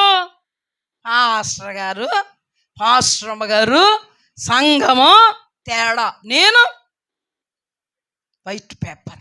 హలో వినండి, కొంతమంది బంధకాల్లో చుట్టబడిపోయి ఉంటారండి. ఉపవాస ప్రార్థన చేసేయండి అంటారు, కానీ అసలు ఈ బంధకంలో ఎందుకున్నాం మనం? అసలు దీనికి మూలం ఏంటి? ఇదివరకు మన ఆత్మీయత ఏంటి? ఇప్పుడు మన ఆత్మీయత ఏంటి? ఇదివరకు మనం ఎలా ఉన్నాం, ఇప్పుడు ఎలా ఉన్నాం? ఇదివరకు మన దేవునితో మన సత్సంబంధం ఎలా ఉంది, ఇప్పుడు మన వికర్షింపబడినటువంటి అనుభవాలు ఎలా ఉన్నాయి? అందుకేనేమో అని అనుకోం. నెత్తి మీద ఎక్కి చేస్తున్నాడు అంటాం. ఎవరిని? సైతాని గాడిని. నేను అన్నాను కదా, అది బాధపడుతున్నాడు పాపం అని అన్నాను లేదా? తప్పండి. తమ బిడ్డలో పరిస్థితులు దిగజారిపోతుంటే తల్లిదండ్రులు చూసుకోవాలి. తల్లిదండ్రులు చూసుకోవాలండి. ఎందుకో తెలుసా? మన దేవుడు ఎలా అంటాడు? తల్లిదండ్రులు చేసినవి బిడ్డల ఒడిలో వేస్తాడు. మన వైట్ పేపర్స్ అని అనుకుంటే ఏం జరగదు. ఒక్కసారి కూర్చొని మనం ఆశీర్వాదకరంగా ఉన్నప్పుడు మన పిల్లలు తప్పకుండా మన ముఖాంతరంగా ఆశీర్వదింపబడతారు కదా. ఒకవేళ ఈ కోణం ఏమన్నా అప్లై అయ్యిందా అని దేవుని వాక్యాన్ని బట్టి జాగ్రత్తగా ధ్యానం చేస్తే, పశ్చాత్తాపం వస్తే, సరిచేయబడితే అద్భుతంగా వాళ్ళ జీవితాలు వికసించడం చూడగలుగుతాం. ఎస్, ఇది ప్రవచనాత్మకమైన మాట. ఎప్పుడు చూసినా కూడా మనుషులను టార్గెట్ చేసామా, పరిస్థితులను టార్గెట్ చేసామా, వాళ్ళని టార్గెట్ చేసామా, వీళ్ళని టార్గెట్ చేసామంటే నువ్వు ఎప్పుడూ కూడా ఇతరులను చూసుకోవడం సరిపోద్ది, నువ్వు వైట్ పేపర్ అనుకోవడం సరిపోద్ది. అహాబు తన జీవితంలో ఎప్పుడు తన చూసుకోలేదండి. అహాబు అలా ఇశ్రాయేలులకు రాజు కదా, అహాబు దేవుడు యెహోవా కదా, అహాబుకి దేవుడిచ్చిన వాక్యం ఇదే కదా. కానీ అహాబు ఎప్పుడైనా చూచుకున్నాడు తన్ని? పైగా ఏమని మాట్లాడుతున్నాడు? పగవాడన్నట్టుగా మాట్లాడతాడు. నా వలన కాదు ఇశ్రాయేలీయులు శ్రమ పెట్టబడతా, నీ వలన. మీరు చెప్పండి, ఎవరి వలన ఇశ్రాయేలీయులు శ్రమ పెట్టబడ్డారు? ప్రత్యక్షంగా అతను చెప్పించిన శాపమే కనబడుతుంది, కానీ ఆ శాపానికి మూలం ఏంటి? జీవితం. ఏమండి, దేవుడు వేరు, దేవుడు వాక్యం వేరు, మన బ్రతుకులు వేరు కాదండి. మనకి వాక్యం కొలమానము. ఇప్పుడు మన రూపాంతరపు అనుభవాలు ఉండాలి. అహాబులాగా అందభక్తుల్లాగా మందభక్తుల్లో ఉండకండి. విధవరాల వేళ విధేయతతో ఎలా ఉండాలి? రూపాంతరపు అనుభవాలు ఉండగలగాలి. ఆ విధవరాలు ఒక అన్యురాలండి. అద్భుతంగా అన్యురాలు ఏమైంది? పోషింపబడింది. అద్భుతం జరిగింది. ఆ దైవజనుడిని హత్తుకుంది. ఆ తర్వాత ఏం జరిగిందో తెలుసా? విధవరాలు కుమారుడు చచ్చిపోయినప్పుడు కూడా అదే దైవజనుడు ద్వారా అద్భుతం పొందుకుందండి. ఒక అన్యజనురాలికి సాధ్యమైంది. ఎందుకు? విధేయత చూపడం వలన. విధేయత చూపండి చూపండి చూపండి అని దేవుడు తన బిడ్డలైనటువంటి క్రైస్తవ జనాంగాన్ని నొక్కి ఒక్కడి నుంచి మాట్లాడుతుంటే విధేయత కనుపరచకపోవటం వలన అద్భుతాలను కోల్పోతున్నారు. కీడులకు సంకేతాలుగా నిలబడుతున్నారు. కానీ ఒక అన్యజనురాలు అట్టి పరిస్థితుల్లో విధేయత చూపినందుకు మొట్టమొదటి కార్యం ఏంటంటే కరువు దినాన పోషింపబడింది. రెండవ కార్యం ఏంటంటే తన విధవరాలంటండి, ఆవిడ భర్త లేడండి, అలాంటిది కుమారుని కోల్పోతే కుమారుణ్ణి పొందుకోగలిగింది. హల్లెలూయా. మరి వాగ్దాన పుత్రులమైనటువంటి మనము మన దేవుని యొద్ద నుండి ఇంకెన్ని పొందుకోగలగాలి? మీరు పొందుకోలేరని చెప్తున్నాడు దేవుడు. మీరు పొందుకోలేరు, పొందుకోజాలరు అని చెప్తున్నారా దేవుడు? నా దగ్గర అద్భుతాలు ఉన్నాయి. హల్లెలూయా. ఆశ్చర్య కార్యాలు చేయగల సమర్థుణ్ణి నేను. లేనిదన్నట్టుగా పిలుస్తా, సాధారణంగా నిలబెడతా, చిక్కుల్లో నుంచి సమస్యల నుంచి లేవనెత్తగల దేవుడు నేను. నేనే లేవనెత్తాలని అనుకున్నానంటే వేళ్ళ మట్టుకు పీకుతా, పైకి పికిలిస్తా. మన దేవుడు ఎంత గొప్పడు. అలాంటిది ఇప్పుడు అహాబు రాజులో మన అంధత్వాన్ని మందత్వాన్ని చూడగలుగుతున్నాం. గడిచిన వారంలో మోషే దగ్గర ఉన్నటువంటి ప్రజలు అంధభక్తులు, మందభక్తులండి. మోషేలో ఉన్నటువంటి మహిమ కలిగిన అనుభవాలని చూడలేదు. ఇక్కడ కూడా ఏలియాలో ఉన్నటువంటి మహిమ కలిగిన అనుభవం కలిగిన వాడండి ఏలియా. కానీ మహిమను చూడట్లేదు అహాబు. అంత మహిమ కలిగిన వాడు, మహిమ కలిగిన అనుభవంలో ఉన్నవాడు, అంత రోషం కలిగిన వాడు, అంత అద్భుతంగానే దేవుడు ఏలియాను కాపాడుకుంటున్నాడు. కానీ వాటి మీద దృష్టే పెట్టలేదు. ఎవరో? అహాబు. అంధత్వపు అనుభవాలు, మందత్వపు అనుభవాలు. నాట్ రూపాంతరత. రూపాంతరత అంటే అది కాదు. రూపాంతరత అంటే మన ముఖ రూపము మారగలగాలి. మనము దేవునితో ఐక్యం అవ్వగలగాలి, విధేయులం అవ్వగలగాలి, దేవుడు మాట వేదవాక్కుగా తీసుకోగలగాలి. మన బ్రతుకంతటికి చాలిన వాడు దేవుడు. హల్లెలూయా, హల్లెలూయా. నీ కన్నుకి ఏదైనా జబ్బు చేస్తే కంటి డాక్టర్ దగ్గరికి పరిగెడతావు. పళ్ళు ఏదన్నా పాడైతే పంటి డాక్టర్ దగ్గరికి పరిగెడతావు. గుండె ఏదన్నా ఖరాబ్ అయితే గుండె డాక్టర్ దగ్గరికి పరిగెడతావు. ఊపిరితిత్తుల్లో నీరు చేరుకుంటే ఊపిరితిత్తులకు సంబంధించిన డాక్టర్ల దగ్గరికి వెళ్తావు. కానీ నీ దేవుడు పరమ వైద్యుడు. ఆయనే మన డాక్టర్. హల్లెలూయా. ఆయన నీ జన్మకు, నీ జీవితానికి సరిపడే వైద్యుడు. హల్లెలూయా, హల్లెలూయా. శరీర సంబంధమైన రుగ్మతలకి సరిపడినవాడు, ఆధ్యాత్మికమైనటువంటి దురావస్థకు సరిపడినవాడు. హల్లెలూయా. నువ్వు కాళ్ళు నొప్పులు పుట్టేలాగా ఈ ఎండలో వెళతావేమో డాక్టర్ల దగ్గరికి, కానీ పరమ వైద్యుడి దగ్గర రా, సమస్యలన్నింటినీ పరిష్కరించగలడు. నిన్ను నువ్వు చూచుకో. ఎవరు చూసుకోవాలి? ఇంటోళ్ళు చూడకూడదు, తల్లిదండ్రులు పిల్లల్ని చూడకూడదు, పిల్లల తల్లిదండ్రుల్ని చూడకూడదు. మనము దేవుణ్ణి చూడాలి. హల్లెలూయా. ఆయన ముఖ కాంతిలో మన రహస్య పాపాలు కనబడతాయంట. హల్లెలూయా. మన రహస్య పాపాలు ఎక్కడ కనబడతాయి? ముఖ కాంతి. ఆయన ముఖ కాంతే దేవుని వాక్యం. ఈ దేవుని వాక్యం వెల్లడగు తోడనే వెలుగు కలుగుద్ది. హల్లెలూయా. మన ముఖ కాంతి, ఆయన ముఖ కాంతిలో మన రహస్య పాపాలు. ఈ పాపాలే దేవుడి దగ్గర నుంచి మనం అద్భుతం పొందుకోకుండా అడ్డుకుంటాయి. సహాయం పొందుకోకుండా అడ్డుకుంటాయి, మేలు పొందుకోకుండా అడ్డుకుంటాయి, వాగ్దానం నెరవేరకుండా అడ్డుకుంటాయి, ప్రవచనం నెరవేరకుండా అడ్డుకుంటాయి. ఈ వాక్యం అయిపోయిన తర్వాత పాస్టర్ అమ్మగారండి నా పాపం పెట్టి నాకు చెప్పండి ఒకసారి రాకండి. కొంతమంది అలాగ ఉంటారేమో అని చెప్పేస్తున్నాను ముందుగా. ఈ ఇళ్ళుని మీ దైవజనుల దగ్గరికి వెళ్ళి మా పాప పెట్టి చెప్పండి, అసలు ఏ పాపమో చెప్పండి, మేము దేవుళ్ళం కాదు, చెప్పమంటే చెప్తాం అంతే. ఇప్పుడు మీరు మా దగ్గరికి వచ్చి మా పాప ఏంటంటే చెప్పండి అంటే చిన్నప్పటి నుంచి చూశాను నేను రహస్యంగా నీది నీకే తెలుసు, అంతే కదమ్మా, నాది నాకే తెలుసు, అంతేగాని చెప్పండి అయితే ఒప్పుకుంటాం. ఓ 2-3 రోజులు ఉపవాస ప్రార్థనలు ఉంటాం, చెప్పండి పాపం ఏంటంటే నిలదీస్తే మేమేం చేయగలం? అవి దేవి చూపుతున్నావు అదేనేమో, ఇంకా నీ పాపంలో ఒప్పుకోలేదేమో అదేనేమో, నీ పాపం మిమ్మల్ని పట్టుకుంటుందేమో అదేనేమో, దేవుడు ఒకలాగా వాక్యం చెప్తుంటే ఒకలాగా అర్థం చేసుకుంటున్నావేమో అదేనేమో, దేవుడు నొక్కి ఒక్కనించి దైవజనుల ద్వారా సహవాసానికి రమ్మంటే రావట్లేదేమో అదేనేమో, బలహీనులు అయిపోతారు జాగ్రత్త, అపవాదికి చోటు ఇవ్వకండి అంటే నేను బలహీనురాల్ని బలహీనుడిగా ఉంటాను అని అనుకుంటున్నావేమో అదేనేమో.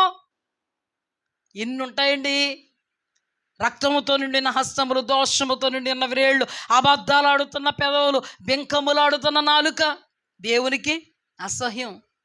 దుష్టత్వమును చూచి ఆనందించడు, చెడుతనానికి ఆయన వద్ద చోటు లేదు, డాంబికులు ఆయన సన్నిధి నిలవేరు, అబద్ధమాడు వారందరూ అసహ్యులు. ఇప్పుడు అహాబు చెప్పమనకుండానే దైవజనుడు చెప్పాడు తెలుసా, ఏలియా నేను కాదయ్యా ఇశ్రాయేలీని శ్రమ పెడతా, నువ్వు నీ ఇంటి వారు ఇశ్రాయేల్ని శ్రమ పెట్టారు. ఏమని చెప్తున్నాడు ఇక్కడ, బయలు దేవతల్ని అష్టారోతు దేవతల్ని మీరేం చేశారు, సేవిస్తున్నావు, మొత్తం దేశం అంతటిని కూడా ఏం చేయిస్తున్నావు, నడిపిస్తున్నావు. చేసిన తప్పు కదా. పోనీ తప్పు అని చెప్పాక పరిగెట్టుకుని వెళ్ళాడా ఫాస్టింగ్ ప్రేయర్కి? వెళ్ళాడా? ఫాస్టింగ్ ప్రేయర్కి వెళ్ళాడా? క్షమించమని అడిగాడా?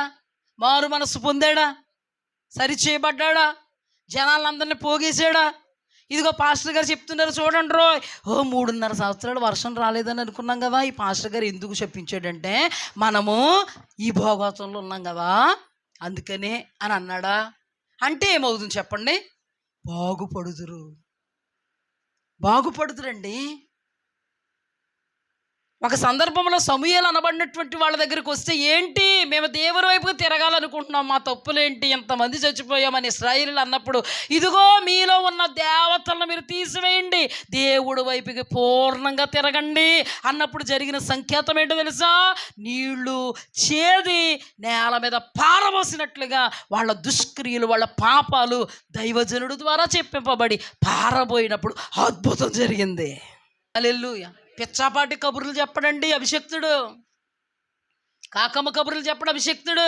తూతు మంత్రంగా ఒక అరగంట వాక్యం చెప్పేసి 20 నిమిషాలు వాక్యం చెప్పేసి రండి అండు. మీ బ్రతుకులలోనికి దూసుకుపోతున్నట్టుగా దేవుడు వాక్శక్తిని అనుగ్రహించిన కొలది ప్రకటిస్తాడు దైవజనుడు. హల్లెలూయా. మార్పు వచ్చేంత వరకు, మారేంత వరకు, సరిచేయబడేంత వరకు, మలచబడేంత వరకు, చెక్కబడేంత వరకు, పూర్ణతలోనికి వచ్చేంత వరకు మాకు కూడా కావాల్సింది అదే.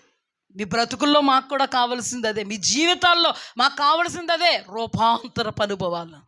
దేవుడి యొద్ద నుండి మీరు అతీతమైన కార్యాలు, అద్భుతాలు, స్వస్థతలు, మహాశ్చర్య సూచక కార్యాలు అనుభవించాలి. హల్లెలూయా.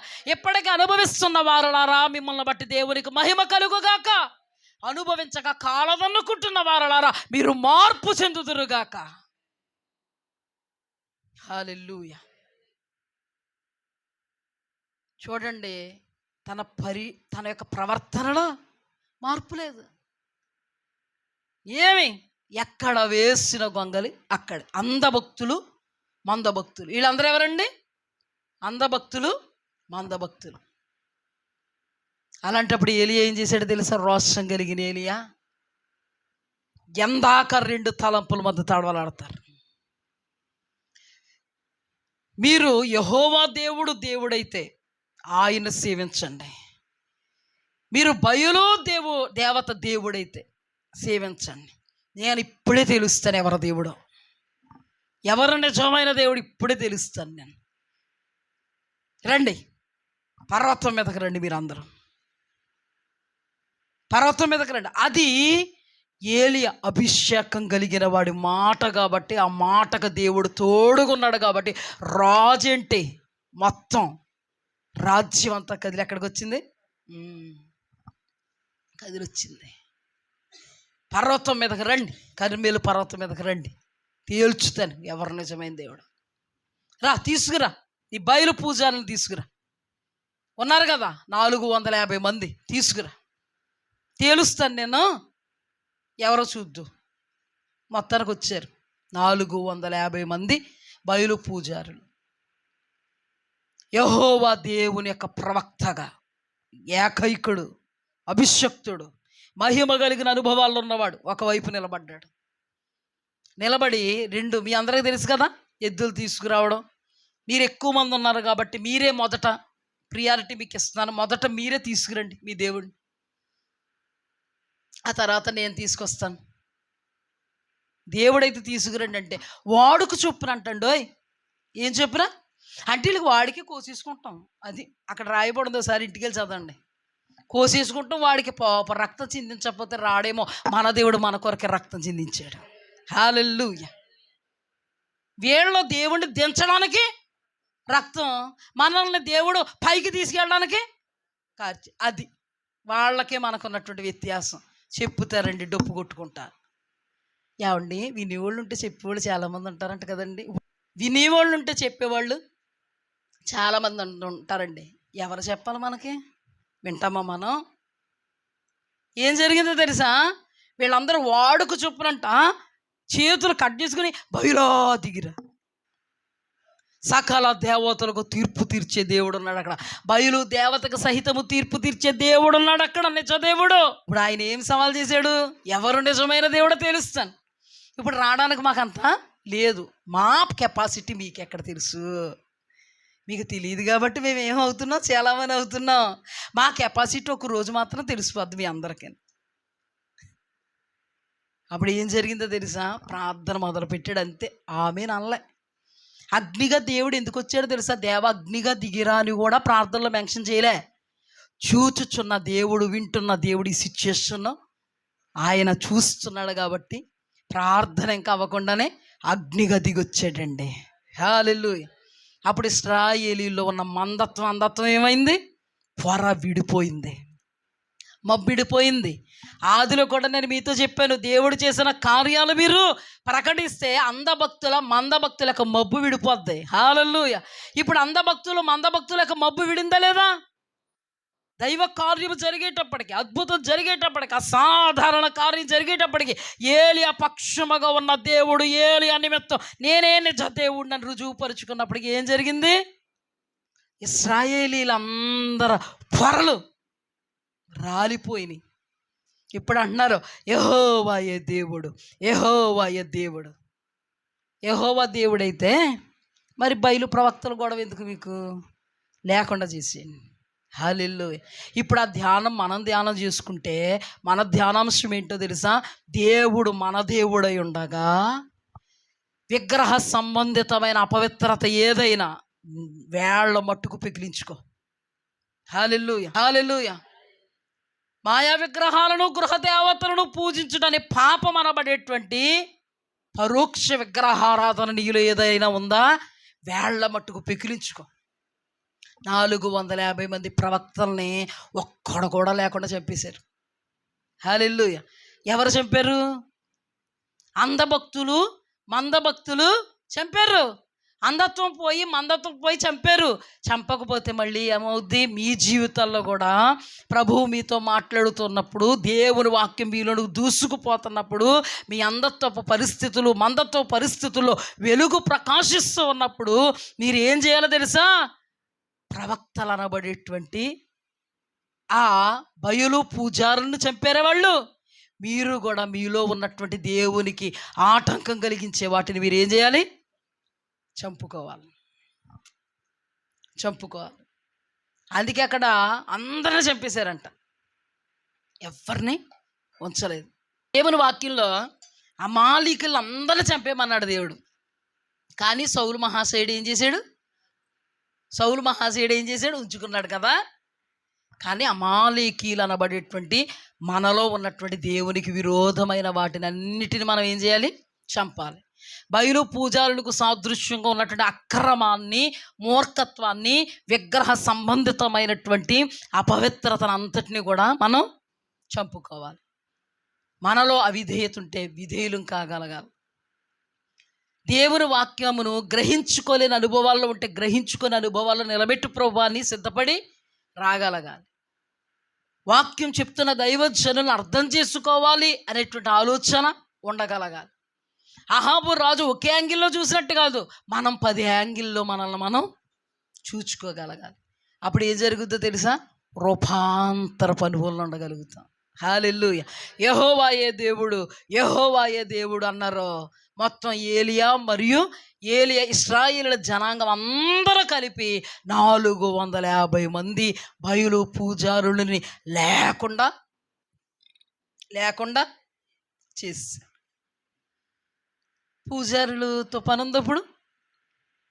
ఉంటే పని ఉంటుందే, ఖచ్చితంగా ఉంటే పని ఉంటుందండి. అదే మనం పెరికి వేసుకుంటే పని ఉండదు. అందుకే దేవుడు ఏమన్నాడు? నీ కన్ను అభ్యంతరపరిస్తే లాగిపాడే, ఒక్క కన్నుతో అయినా నువ్వు వెళ్ళిపో. అంటే నిన్ను అభ్యంతర పరిచేదాన్ని తీసేసుకుని ఉన్న దానితో నువ్వు సంపూర్ణురాలివైపోయి వెళ్ళిపో. చెయ్యి అభ్యంతర భరిస్తే తీసేయి, కాలు అభ్యంతర భరిస్తే ఎవరన్నా తీయాలా? నీకు నువ్వే తీసుకోవాలా? చెప్పండి అమ్మా. అక్కడ వాళ్ళే చంపారు, ఇక్కడ మనమే చంపుకోవాలి, మనమే లాక్కోవాలి, మనమే పెరుక్కోవాలి. హల్లెలూయా. మనం లాక్కోవడానికి పెరుక్కోవడానికే కదా దేవుడు ఎంత క్షుణ్ణంగా మాట్లాడుతున్నారు. నీకు తెలియనిది తెలియజేస్తున్నారు కదా. నువ్వు ఎదటోళ్ళే చూస్తున్నావు, కానీ నిన్ను నువ్వు చూసుకో అని దేవుడు ఏం మాట్లాడుతున్నారు? ఎదటి వాళ్ళు ఏమీ లేదు, నీలోనే ఉంది అని దేవుడు ఏం చేస్తున్నాడు? మాట్లాడుతున్నాడు. ఇప్పుడు చూడండి, అందరిని చంపేశాడు. యెహోవాయే దేవుడు, యెహోవాయే. ఎంత గొప్ప అనుభవం అండి ఏలియాది. మహిమ కలిగిన అనుభవం కాదా? ఇక్కడ అందభక్తులు మందభక్తులు ఉన్నారా? అందభక్తుల్లో మారినోళ్ళు ఉన్నారా? అహాబు మారాడా? మారం. మనం అలా ఉండకూడదు, మారాలి. అహాబుకి మనకు వ్యత్యాసం ఉండాలి. ఎందుకంటే అహాబు పతనం అయిపోయాడు, మనం అలా పతనావస్థకు వెళ్ళకూడదు. మారలే. ఆ టైంలో మన యెజబేలు పేరు చూసారు ఎంత బాగుందో. ఈ యెజబేలుకి వచ్చిందంటండి రోషం. దేవుని ఆత్మ కలిగిన వాళ్ళకి రోషం వస్తే నెక్స్ట్ లెవెల్లో ఉంటుంది, కానీ నీలాంటి దానికి రోషం వస్తే ఏముండదు, తుస్సే. ఆత్మ కలిగిన వాళ్ళకి రోషం వస్తే దేవుడు వాళ్ళ పక్షంగా ఉండి కార్యం చేస్తాడు. కానీ తుస్సు అని రోషం వస్తే తుస్సు అమ్మ నీతో ఉంటాను, అయ్యా నీతో ఉంటాను, వేసేద్దాం మనం ఏలి అని అంటాడా? యెజబేలు ఎవరండి? విగ్రహారాధికురాలు. యెజబేలు ఎవరు? పాపాత్మురాలు. యెజబేలు ఎవరు? కిరాతకురాలు. యెజబేలు ఎవరు? ఒక పరిస్థితి ఉందా, ఒక పద్ధతి ఉందా, ఒక నిబంధన ఉందా? ఆమెకి ఉందా? కానీ ఈవిడ ఏమనుకుంది? చెలరేగిపోతాను ఇప్పుడు. ఎవరి మీద? అభిషక్తుని మీద ఏమవుతాను? లెటర్ రాసింది. యెజబేలు ఏం చేసింది? ఏలియా, ఆ కర్మెలు పర్వతం మీద బయలు పూజారిని ఎలా చంపావో చిటికేస్తున్నాను, నీ చిటికలన్నీ ఉత్తు చిటికలే, చిటికేస్తున్నాను, రేపు నీవు వారిలో ఒకడు అవుతావు. అయ్యాడా ఏలియా? సమూయేలు అభిషక్తుడు. సమూయేలు దగ్గరికి, సమూయేలు చనిపోయాడు, అభిషక్తుడు కర్ణపిశాచం దగ్గరికి వెళ్ళి సమూయేలు పైకి తీ అన్నాడా? అభిషక్తుడు నువ్వు కూడా వారిలో ఒకడు అవుతావు, నీ కుమారులు వారిలో ఒకడు అవుతారంటే ఏమయ్యాడు? చచ్చిపోయారు అందరూ. ఆయన అభిషక్తుడు, ఈవిడెవరు? ఇది కూడా గుర్తుపెట్టుకోవాలి మనం. ఉత్తుత్తు కబుర్లు ప్రగల్భాలు పలికే పరిస్థితిలో ఇలాంటి ఉత్తుత్తోళ్ళు ఉంటే వాళ్ళ పక్షంగా దేవుడు దిగొచ్చేసి చేసేయడండి. నిక్కాసుగా దేవుడి మీద ఆధారపడే వాళ్ళు అయితేనే చేస్తారు. కొంతమంది ఉంటారు భయపడతా ఉంటారు, ఏమండి చేపన అద్దాలు ఇట్టేస్తుందండి బాబు ఆ మామ, చేపలు మా మీదకి వచ్చేస్తాయని భయం వేసేస్తుందండి బాబు, నోరిప్పితే శాపమండి బాబు వచ్చేస్తుందండి అంటే ఈ కోణంలో వస్తుందా? వచ్చేద్ది ఇట్టా శాపం వస్తుందా? రాదు, రాదు. ఈవిడ ఏం పెడుతుంది ఇప్పుడు? స్కిచ్ చేసింది అనమాట. ఏమంటే ఒక మాట చెప్పండి, ఒక్క మాట చెప్తాను, నాకు ప్రభు బయలుపరుస్తున్న మాట చెప్తున్నాను. 6 మూరల జానడి ఎత్తుగలిగిన వికృత రూపం కలిగిన గొలియాతు ఉన్నాడే, ఏయ్ మా దేవతల పేరట నీ మీదకు వచ్చుచున్నాను, నీ కళేబరాన్ని ఆకాశ పక్షులకి ఆహారంగా వేసేస్తా, గెద్దలకి ఆహారంగా వేసేస్తా, ఇదిగో మా దేవతల పేరట నీ మీదకు వచ్చుచున్నాను అన్నాడు. ఒక్క క్షణంలో ఎడుతుస్. అదే రోషం కలిగిన అభిషేకం కలిగిన ఏలి ఏమన్నాడు తెలుసా? ఏ సైన్యములకు అధిపతిగా యెహోవాను తిరస్కరిస్తున్నావో ఆ యెహోవా జీవము తోడు నేను నీ మీదకు యుద్ధాన్ని వస్తున్నాను, నువ్వు కాదు, ఆకాశ పక్షులకు భూమురగాలకు విసిరేయడు, నేనే నీ కళేబరాన్ని విసిరేస్తానని యుద్ధాభ్యాసం కలిగినోడు ఈటే బల్లెము ఖడ్గం పట్టినోడు చూడడానికి 6 మూరల జానుడు ఎత్తుగలిగినోడు శపిస్తుంటే ఈయన గెలిచాడా ఆయన గెలిచాడా? ఇవన్నీ ఏం మాటలు? ఉత్తుత్తు మాటలు, కళ్ళబొల్లి కబుర్లు. అందుకే భయపడవలసిన అవసరం ఏమీ లేదు.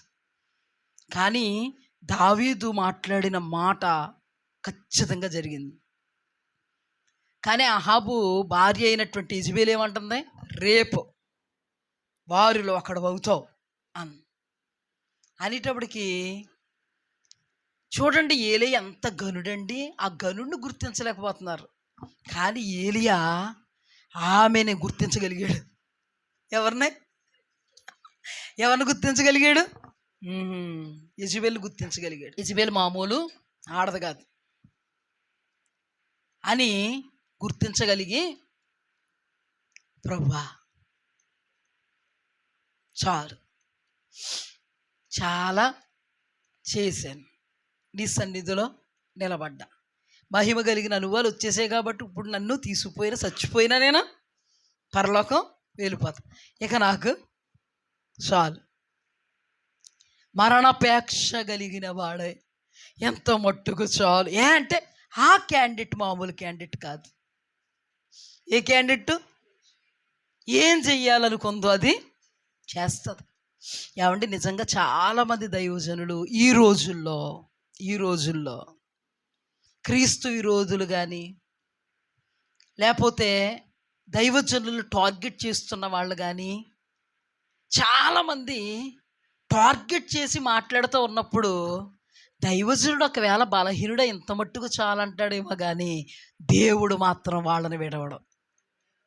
హల్లెలూయా, విడవడం. దీన్ని బట్టి మనం జ్ఞాపకం చేసుకోవాలి. దైవజనులుగా మేమైనా, దైవజనులుగా మా తోటి దైవ జనాంగమైనా గుర్తు చేసుకోవాలి. ఏంటో తెలుసా? మనము దేవునికి విధేయులమైతిమా మనల్ని దేవుడు విడవడం. ఏ విషయంలో విడవడం? మన అంచనాలకు మించి కార్యాలు చేస్తాడు. హల్లెలూయా. అక్కడ రాయబడిన మాట ఏంటో తెలుసా? ఒక దేవదూతను పంపాడంట. దేవదూత ఆహారం పెడితేనంట ఆ ఆహారమును బట్టి 40 రాత్రులు పగలు ప్రయాణం చేసేటంట. హల్లెలూయా. శక్తికి మించి ప్రయాణం చేసేటంట. ఎవరో? ఏలియా. శక్తికి మించి ప్రయాణం చేసాడంట. ఏమన్నా చేయగలిగిందండి అహాబు భార్య యెజెబెల్? మరి చాలా గట్టిగా కూడేసుకున్నావు కదా, శబదం చేసావు కదా, నీ అంతే చూస్తానని.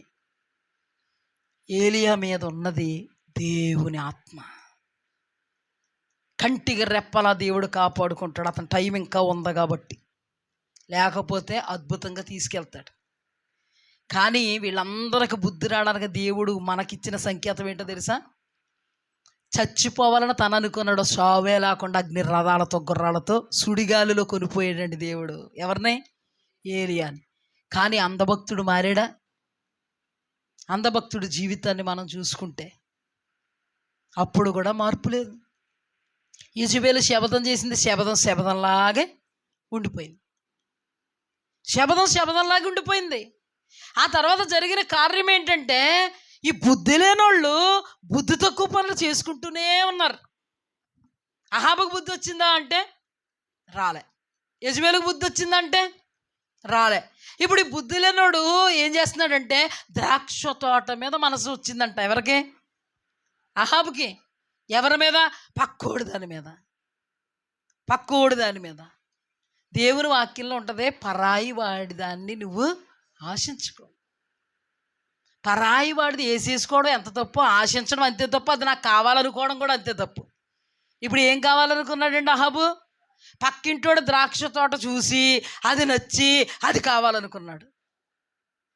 క్షమించండి, పరాయివాడు. ఓకే, నాబోతు ద్రాక్ష తోట కావాలనుకున్నాడు. కానీ కావాలనుకున్నాడు, అడిగాడు, నీ ద్రాక్ష తోట నాకు కావాలి అని అడిగాడు. అతను కూడా చక్కగా చెప్పాడు సమాధానం. ఇది మా పిత్రార్జితం, అందుకని దాన్ని మేము ఉంచుకోవాలనుకుంటున్నాం, ఇవ్వనయ్యా రాజరాజా అన్నాడు. గౌరవంగానే మూతి ముడుచుకుని వెళ్ళిపోయాడు ఇంటికి. అహాబు ఇదో మైనస్ ఆయనకి ఈ కోణంలో చూస్తే.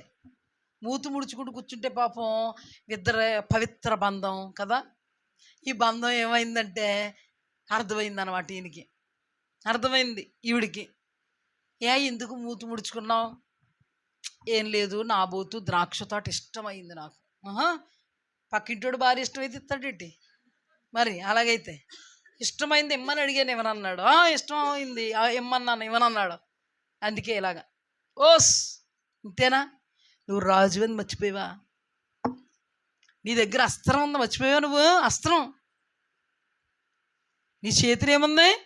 అస్త్రం ఉంది. నువ్వెవరో రాజు. ఏమనుకుంటున్నావు? నువ్వు ఒక్క సంతకం పెట్టావంటే ఆ వెనకతలు నేను ఏం చేస్తాను? ఆట ఆడతాను. నాబోతు మీద తప్పుడు అల్లికలల్లి తప్పుడు మాటలు మాట్లాడి అబద్ధ సాక్ష్యాలని కూడగట్టి నిలబెట్టారండి. జనాల మధ్యలో నిలబెట్టారు. జరిగినట్టుగా చెప్తున్నాడండి నాబోతు. ఇలా చెప్తున్నావా నువ్వు అలా చేయలే, నువ్వు ఇలా చేయలేదని ఒకడు వచ్చాడు, నువ్వు అలా చేయలే ఇలా చేయలే ఒకడు, నువ్వు అలా చేయలే ఇలా చేయలే ఒకడు. అంతే, రాళ్ళు చంపండి. నిర్దోషి రక్తం ఏమైందండి? ఒలికింది. ఇప్పుడు నిర్దోషి రక్తం అంటే అదే కాదండి. ఆవిడ మంచిది, ఆవిడ నా మీద పడి ఎడుతుందని అన్నావంటే అయిపోయింది నీ పని. ఆవిడ అలా నవ్వుతుంటే ఎంత ఎటకారంగా నవ్వుతుందని అపార్థం చేసుకుని అన్నావంటే అయిపోయింది. నువ్వు ఇంట్లో చెప్పావంటే, ఇంట్లో వాళ్ళ హృదయాలు విరిచావంటే ఏమైంది? అయిపోయింది. అదిగో ఆ పట్టుకెళ్ళడం చూశాను నేను అని అన్నావంటే అయిపోయింది. నిర్దోషిని చంపడంలో దేవుడు చాలా బాధపడతాడండి. నిర్దోషిని చంపితే, వాళ్ళని లేనిది ఉందన్నావంటే, వాళ్ళు నీ మేలు కోరితే, వాళ్ళు నాకు కీడు చేశారు అన్నావంటే, వాళ్ళు నాకు బడి ఏడుస్తున్నారు అన్నావంటే, నిర్దోషిని ఏం చేస్తున్నావు? నువ్వు చంపుతున్నావు. నిర్దోషిని చంపాడు అంతేనండి. మరి అహాబు భార్యని చంపేయాలనుకుంటుంది కదా ఏలియా. అయినా నా దేవుడు వాక్కు పుట్టుకుని వెళ్తాను అక్కడికి. అహాబు దగ్గర ప్రత్యక్షమైపోయాడు. ఎవరు? ఏలియా. ఒక మాట చెప్పనా, పులి నోట్లో నోరు తలపెట్టినట్టే. ఎందుకంటే చంపేస్తానంది అహాబు భార్య యెజబెలు. అలాంటప్పుడు పారిపోయి ఇంత మట్టుకు చాలు ప్రభు అన్నవాడు మళ్ళీ ప్రత్యక్షమైపోయాడు. అందుకే దైవజనుడు అంటే దేవుడికి ఇష్టం అండి. మరణానికి ఎదురొడ్డే పరిస్థితులైనా దేవుని మాటకు విధేయత చూపుతాడు కాబట్టి దైవజనుడికి దేవుడు అండై నిలబడతాడు. దైవజనుడు నమ్ముకున్నది ఎవరినది కదా, మనుషులు కాదు, ఆయన్ని నమ్ముకుంటాడు. ఓ దైవజనుడా, నువ్వు వెళ్ళి సింహం నోట్లోనూ తలెట్టాయి. అలాగే ప్రభువా. అందుకే దైవజనుడు పక్షంగా ఉంటాడు. మీరే చెప్పండి వాక్యం. ఎంత భయపడ్డాడు, ఎంత భయకంపితుడయ్యాడండి. నన్ను చంపే ప్రభువా, మరణాపేక్ష గలవాడ, ఇంత మట్టుకు చాలు ప్రభువా నన్ను చంపేయంటే అతని దగ్గరికి వెళ్ళాడా? అంతకుముందు కూడా ఏలియాను చంపబోతున్నందుకే కదా దేవుడు వెళ్ళిపోమన్నాడు. ఎక్కడికి? కెరీతు వాగు దగ్గర దాగో, అదిగో పలానా స్త్రీ దగ్గరికి వెళ్ళు అన్నాడు. కానీ అహాబు దగ్గరికి వెళ్ళమన్నాడా? కానీ అదే టైంలో అహాబు దగ్గరికి వెళ్ళి వర్షం రాబోతుందని చెప్పడానికి వెళ్ళినప్పుడు ఎదురొడ్డి నిలబడ్డాడు లేదా? ఎస్, దైవజనుడులో ఉన్న ఆత్మపాళ్ళు అలాంటివి. మరణమైన దేవుడికే తలొగ్గుతాడు కానీ మరి ఎవ్వడికి తలొగ్గడు. ఎవరో? నిజ దైవజనుడు ఇప్పుడు ప్రత్యక్షమయ్యి మాట్లాడుతున్నాడు. ఎవరితో? అహాబు రాజుతో. మీ అందరికీ తెలుసు, కానీ కోణాలు వేరు కదా. మాట్లాడుతూ ఉన్నప్పుడు అహాబు రాజు ఏమన్నాడు తెలుసా? నా పగవాడా. ఇక్కడ కూడా అంటే ఎక్స్పీరియన్స్ అయింది కదా ముందు. అయినా కానీ మందభక్తుల్లో మార్పు రావట్లే. ఇంకా అందులోనే ఉన్నాడు, ఇంకా మందభక్తితో ఉన్నాడు. కానీ ప్రజలు యెహోవాయే దేవుడు అన్నారు. వీళ్ళు మారారా? అహాబ్ మారాడా? ఎస్, పగవాణ్ణే. ఎక్కడైతే నాబోతు రక్తాన్ని కుక్కలు నాకాయో అదే స్థలములో నీ రక్తాన్ని కుక్కలు నిశ్చయంగా నాకుతాయి అన్నాడు. ఇక్కడ కూడా ఏం చేశాడు? శపించాడు. మార్పు రాని కారణాన ఏం జరిగింది? కుక్క చావలసి వచ్చింది. ఇది మనకు దృష్టాంతం అయ్యింది, హెచ్చరిక అయ్యింది. ఏమండి, మారాలనే దేవుడు ఏం చేస్తాడండి? టర్న్ అవ్వాలనే. లేకపోతే నష్టపోయేది మనమే, కానీ దేవుడికి నష్టం ఏమీ ఉండదు. దైవజనుడికి అసలా ఉండదు. దేవుడికి అసలు ఉండదు నష్టం. ఎవరికి నష్టం తెలుసా?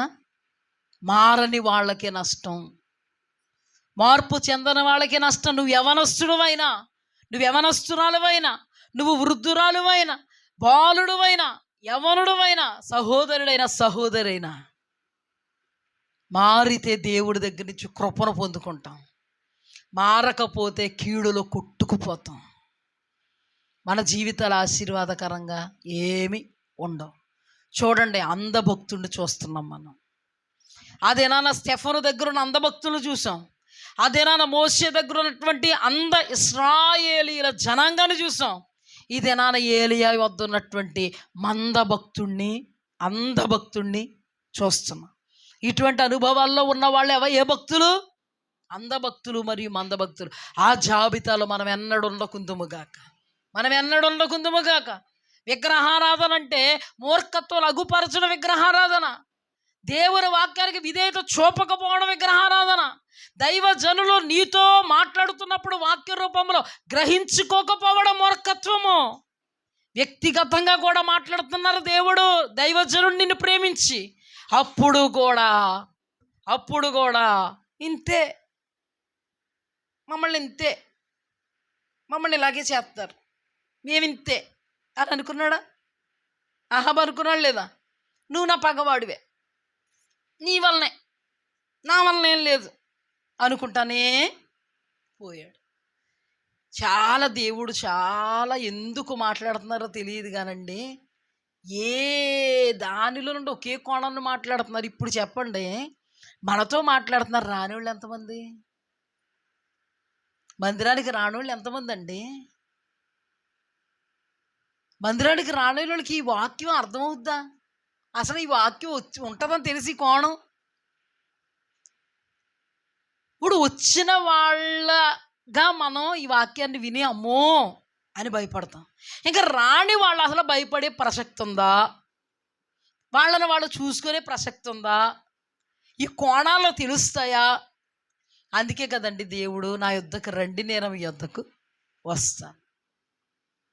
అంధభక్తుడండి, మందభక్తులండి. ఏలియా ఎంత ప్రేమ చూపించాడండి అహాబ్ మీద. చూపించలేదా ప్రేమ? వ్యక్తిగతంగా ప్రేమ చూపించలేదా అభిషక్తుడు? ఎంత ప్రేమ చూపించాడు తెలుసా? ఆ స్థలములో ఆ కరిమేలు పర్వతం మీద అగ్నిగా దేవుడు దిగొచ్చినప్పుడు ఇశ్రాయేలీలందరూ కూడా యెహోవాయే దేవుడు అన్నప్పుడు వాళ్ళందరూ కూడా ఏం చేశారు? చంపేయండి మీరు, బయలు పూజారులు అన్నప్పుడు చంపేశారా? చంపేసిన తర్వాత వర్షం పడద్ది. అహాబు, నువ్వు ముందు భోంచేసి. దైవజనుడికి ఉంటుందండి, నిజ దైవజనుడికి ఉండదు. ఎందుకంటే దేవుని ఆత్మతో ఉంటారు వాళ్ళు. నిజ దైవజనుడికి అదిగో వెంకటేశ్వరరావు గారు గొప్ప, లక్ష్మణరావు గారు ఏం కాదు, రేఖ గొప్ప, మన సీత గారు ఏం కాదు అని ఉండదు. వీరవేణి గొప్ప, అదిగో భవ్య అంటే అసలు ఇష్టం ఉండదు అని ఉండదు. ఏలియా అంత గొప్పవాడంటే ఏలియా మహిమ కలిగిన అనుభవాలను గుర్తించలేకపోయారు, ఏలియా వ్యక్తిత్వాన్ని గుర్తించలేకపోయారు, ఏలియా స్వభావాన్ని గుర్తించలేకపోయారు. ఆయన దైవజనుడు దేవుని ఆత్మచేత నింపబడ్డాడనే కోణంలో చూడలేకపోయారు. చూడకపోతే మేమే పగోళ్ళు, ఎవరికి అన్నాడా లేదా? అహాబు అన్నాడా లేదా? మేమే పగోళ్ళు. వాళ్ళందరూ మేము అన్నాడా లేదా? అహాబుని ఎప్పుడైనా పగోడు కింద చూసాడండి. అహాబు బాగు కోసం మాట్లాడాడు. అహాబు చంపుతున్నా కూడా చావుకు ఎదురుడ్డ అహాబు ఎదుటి నిలబడి ఒక శుభవర్తమానంతో నిలబడ్డాడు. అక్కడికి అహాబు ఇష్టం వచ్చినట్టుగా మాట్లాడుతున్నాడు కాబట్టి నడు తేల్చేస్తాను ఎవడ దేవుడో, నిజమైన దేవుడు అన్నాడు. అక్కడ కూడా అన్నాడు అహాబు, వర్షం పడిపోద్దాయి, నువ్వు భోజనం చేసి తొందరగా వెళ్ళిపో. వర్షంలో తడిసిపోవాలని అనుకున్నాడా? నాశనం అయిపోవాలనుకున్నాడా? చెప్పండి అమ్మా. దైవజనుడు, నిజమైన దైవజనుడు అలా ఉంటే దేవుడికి అంగీకారంగా ఉండడం వాళ్ళకి తెలుసు. వెనకాల తాటాకులు కడతా ఉంటారు వీళ్ళకి. ఏలియాకి ఎన్ని తాటాకులు, ఏలియాకి ఎన్ని తాటాకులు కట్టాడు వీడు. అజ్ఞాన దశలు ఎవరు ఉండద్దు. మోషే మహిమ కలిగిన అనుభవాలు ఇశ్రాయేలీయులు ఎదుటున్నాయి కానీ గుర్తించలేకపోయారు. సెఫను యొక్క మహిమ కలిగినటువంటి అనుభవాలు సెఫను చుట్టూ ఉన్నటువంటి సభలో ఉన్న వారందరికీ ఉన్నాయి కానీ గుర్తించలేకపోయారు. ఏలియా యొక్క మహిమ కలిగినటువంటి అనుభవాలు ఆ అహాబు రాజు ఎదుట ఉంది కానీ అహాబు రాజు ఏమీ చేయలేదు, గుర్తించలేదు. అందుకని వాళ్ళు అంధభక్తులయ్యారు, మందభక్తులయ్యారు. అందుకే ఇశ్రాయేలీలు అరణ్యంలో రాలిపోయారు. సెఫను సందర్భంలో ఉన్నవారు నిత్య నరకాగ్ని పాలైపోయారు. అహాబు కూడా నిత్య నాశనానికి జోగాడు. వాళ్ళ పరిస్థితులు, స్థితిగతుల్లో ఎన్నడూ మనం ఉండరాదు. భోజనం చేసి ముందుగా వెళ్ళిపో. మనకు తెలుసు వర్షం వచ్చేంతసేపు కూడా దేవుడి సన్నిధిలో కనిపెట్టి వర్షం వస్తున్నప్పుడు అహాబు రాజును పంపేసి అతని కంటే ముందు వెళ్ళిపోయాడండి అభిషక్తుడు. హల్లెలూయా. అహాబు రాజు రథము గుర్రాల మీద వెళ్ళాడేమో, ఇతనేమో దేవుడు బలపరిస్తే పరిగెట్టాడు. దైవజనుడికి ఏమి అక్కర్లేదండి, దేవుడు బలం ఉంటే చాలండి. హల్లెలూయా, హల్లెలూయా. రథము యొక్క గుర్రం అనబడి రౌతుకు లేని బలం దైవజనుడి యొక్క బలం దేవుడు. అందుకే అక్కడ రాయబడి ఉంది అహాబు కంటే ముందు వెళ్ళిపోయాడంట. ఇక్కడ కూడా రాయబడి ఉంది ఒక్కరోజు దేవదూత తెచ్చిన భోజనంతో తన శక్తికి మించి 40 దినాలు ప్రయాణం చేసాడంట. హల్లెలూయా. దైవజనుడికి ఏమి టోకా ఉండదు, దేవుణ్ణి చూస్తానంతసేపు. దైవజనుడు టోకా ఉండదనే విషయం దైవజనుడికి తెలుసు. అయినా కానీ అహాబు మీద ఉన్న ప్రేమతో కేర్ తీసుకుంటున్నాడు. అవునా కదా? అహాబు మీద ఉన్న ప్రేమతో ఈ రోజును కూడా దైవజనులుగా మేము కూడా మీ మీద గద్దింపు వాక్యం చెప్పవలసినటువంటి పరిస్థితి వస్తుందే తప్ప మీరంటే ప్రేమ లేదు, మీరు నాశనం అయిపోవాలని ఎప్పుడు కూడా కోరుకోం. కానీ చెప్పాల్సినటువంటి బాధ్యత మా మీద ఉంది. శుభవర్తమానం చెప్తున్నప్పుడు ఎంతగా స్వీకరిస్తారో కొందరు, ఇలాగ గద్దింపుతో కూడినటువంటి మాటలు చెప్పినప్పుడు స్వీకరించరండి. కొట్టినట్టుగా భావిస్తారు, తిట్టినట్టుగా భావిస్తారు, నన్నే అన్నారు అన్నట్టుగా భావిస్తారు. మేమంతా తెర్రమ్మాలోళ్ళు, తెంగరోళ్ళు, తెలుగు తక్కువోళ్ళు కాదు, ఖచ్చితంగా భావిస్తారని తెలుసు. కానీ ఆ దినాన అహాబు ఎదుట నిలబడ్డాడండి, ప్రాణాలు ఎదురొడ్డి. యెజెబెలు చంపేస్తానన్నప్పుడు కూడా తన ప్రాణం రక్షించుకోవడం కోసం నన్ను తీసుకెళ్ళిపో ప్రభు అన్నా మరలా అహాబు ఎదుట నిలబడవలసిన పరిస్థితి వచ్చినప్పుడు నిలబడ్డాడు. మేము కూడా ఈ రోజున మీ హృదయాల్లో సంకుచితముగా ఉన్నాయేమో మాకు తెలియదు, కానీ మా విషయములు మీ హృదయాలు మీరు విశాలం చేసుకోండి, బాగుపడతారు. ఏమండి, ఎవరన్నా కోపంగా మాట్లాడుతుంటే నవ్వగలరా? నవ్వారంటే కవరింగ్ అని అర్థమైపోద్ది అక్కడ. ఖచ్చితం, అది నిజం కూడా. కానీ ఇప్పటికే చాలా సంకేతాలు ఉన్నాయి మా గురించి మీకు. దేవుడును చూస్తూనే బ్రతుకుతున్నామనే సంకేతం మా నిమిత్తం మీకు ఉంది కదా. మా ముఖాంతరంగా దేవుడే మీతో మాట్లాడుతున్నాడు అనే విషయం మీకు తెలుసు కదా. ఏ దినాన కూడా మన మందత్వంలో ఉండకూడదు కదా. మనము దేవుని యొద్ద నుండి అతీతమైనటువంటి కార్యాలు అనుభవించాలి, రూపాంతరపు అనుభవంలో ఉండగలగాలి, సత్క్రియలు ఓపికతో చేయగలగాలి, వాక్యమైనటువంటి వర్షములో తడవగలగాలి, పరిశుద్ధాత్మ అభిషేకములో లోతుల్లోనికి మనం ప్రవహించగలగాలి, మనము పయనించగలగాలి, ప్రయాణం చేయగలగాలి. హల్లెలూయా. విడుదల మనకు కావాలి, అద్భుతం మనం చూడాలి, ఆశ్చర్య కార్యాలు మనం ప్రకటించాలి, మహాశ్చర్య కార్యాలు మన జీవితంలో దేవుడు చేయగలగాలి, రూపాంతరపు అనుభవాలు మనలోనికి రాగలగాలి, మన వస్త్రములు తెల్లగా తలతల మెరుగినటువంటి రూపాంతరపు అనుభవంలో మనం ఉండగలగాలి. దైవ జనాంగాన్ని ఏదైనా కూడా అపార్థం చేసుకోవద్దు సుమా. అపార్థం చేసుకున్నటువంటి సౌలు దగ్గర నుండి దురాత్మ దావీదును దూరం చేసిందండి. దావీదే కనుక సౌలుకు దగ్గరగా ఉంటే ఏ దినాన కూడా సౌలు పరిస్థితి అలాగ ఉండవద్దు. ఎక్కడికక్కడ దెయ్యం పడుతుంటే ఎక్కడికక్కడ విడిపిద్దుడండి దావీదు, ఆ సహవాసంలో ఉందుడు. కానీ దెయ్యం పట్టినటువంటి వ్యక్తి ఇక నా నడినెత్తి మీద నుంచి ఇంకెప్పుడు కూడా నేను ఈ దెయ్యాన్ని విదిలించుకోలేను అన్నట్టుగా తన ప్రవర్తన ఉంది. ఈ దినాన అటువంటి ప్రవర్తన మనలో ఉంటే ఏ దినాన కూడా మన రూపాంతరపు అనుభవంలో ఉండలేం, మహిమ కలిగిన అనుభవంలో ఉండలేం, ఎత్తైన కొండ శిఖరపు అనుభవంలో ఉండలేం. మందభక్తుల జాబితాలో దేవుని కృపకు దూరమై దేవుని కోపానికి, శాపానికి, కీడుకు సంకేతాలై కుక్కలు చింపినటువంటి విస్తరిగా మన బ్రతుకులు మారిపోకూడదు. కుక్కలు చింపిన విస్తర తెలుసా మీకు? ఎలా ఉంటుందండి? చాలామంది అండి, సాతానుడు చాలామందిని ఏం చేస్తున్నాడు? దూరం చేస్తున్నాడు, చాలా దూరం చేస్తున్నాడు. ఈ దూరం ఏమైపోద్దో తెలుసా?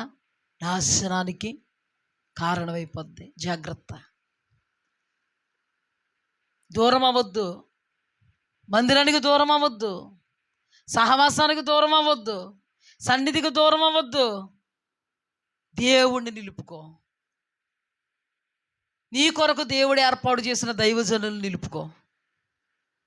ఆ మాటలలో ఉన్నటువంటి మాధుర్యాన్ని హృదయంలో నిలుపుకో.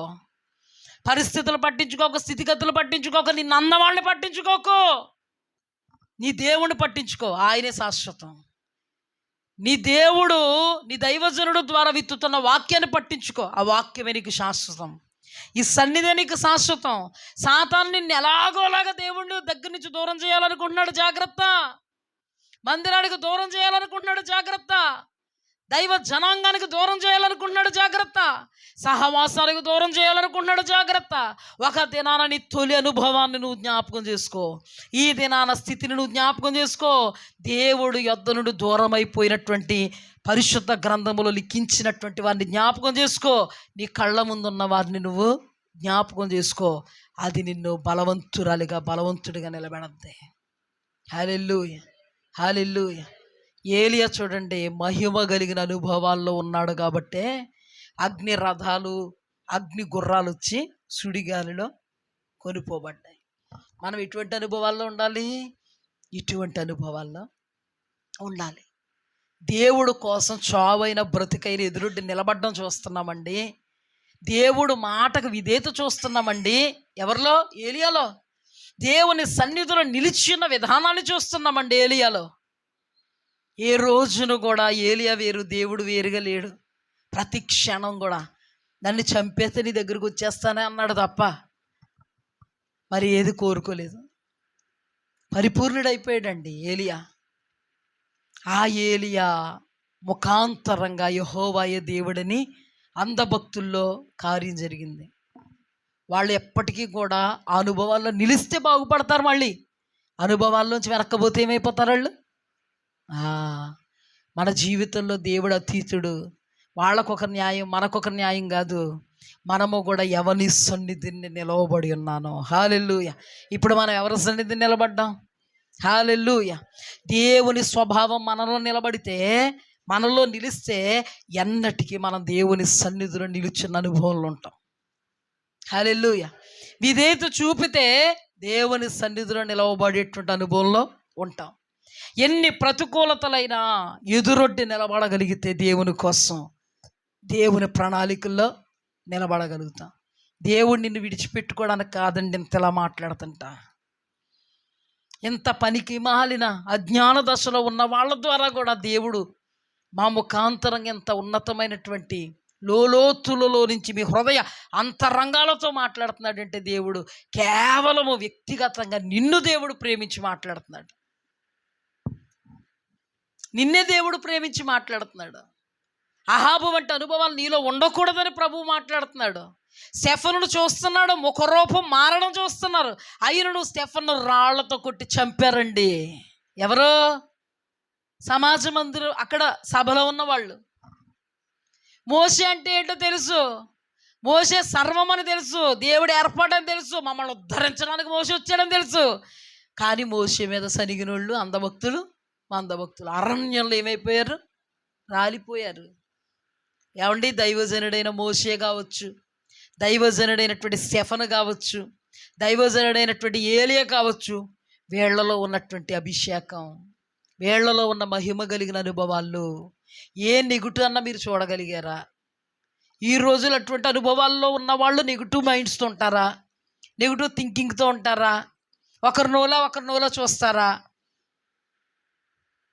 మన జీవితంలో మీరైనా మేమైనా మనందరము దేవుని రాజ్యం కొరకు పాటుపడుతున్నాం. హల్లెలూయా, హల్లెలూయా. ఎవ్వరు దేవుని కోల్పోద్దు, సహవాసాన్ని కోల్పోద్దు. ఎవ్వరూ దేవుడి సన్నిధిని మానుకోవద్దు. ఆదివారపు ఆరాధనలు ఎవ్వరూ మానుకోవద్దు సుమా. మనకు శాశ్వతమైనడు ఎవరు? దేవుడు. శుక్రవారం ఎవరు మానుకోవద్దు, మనకు శాశ్వతమైనడు ఎవరు?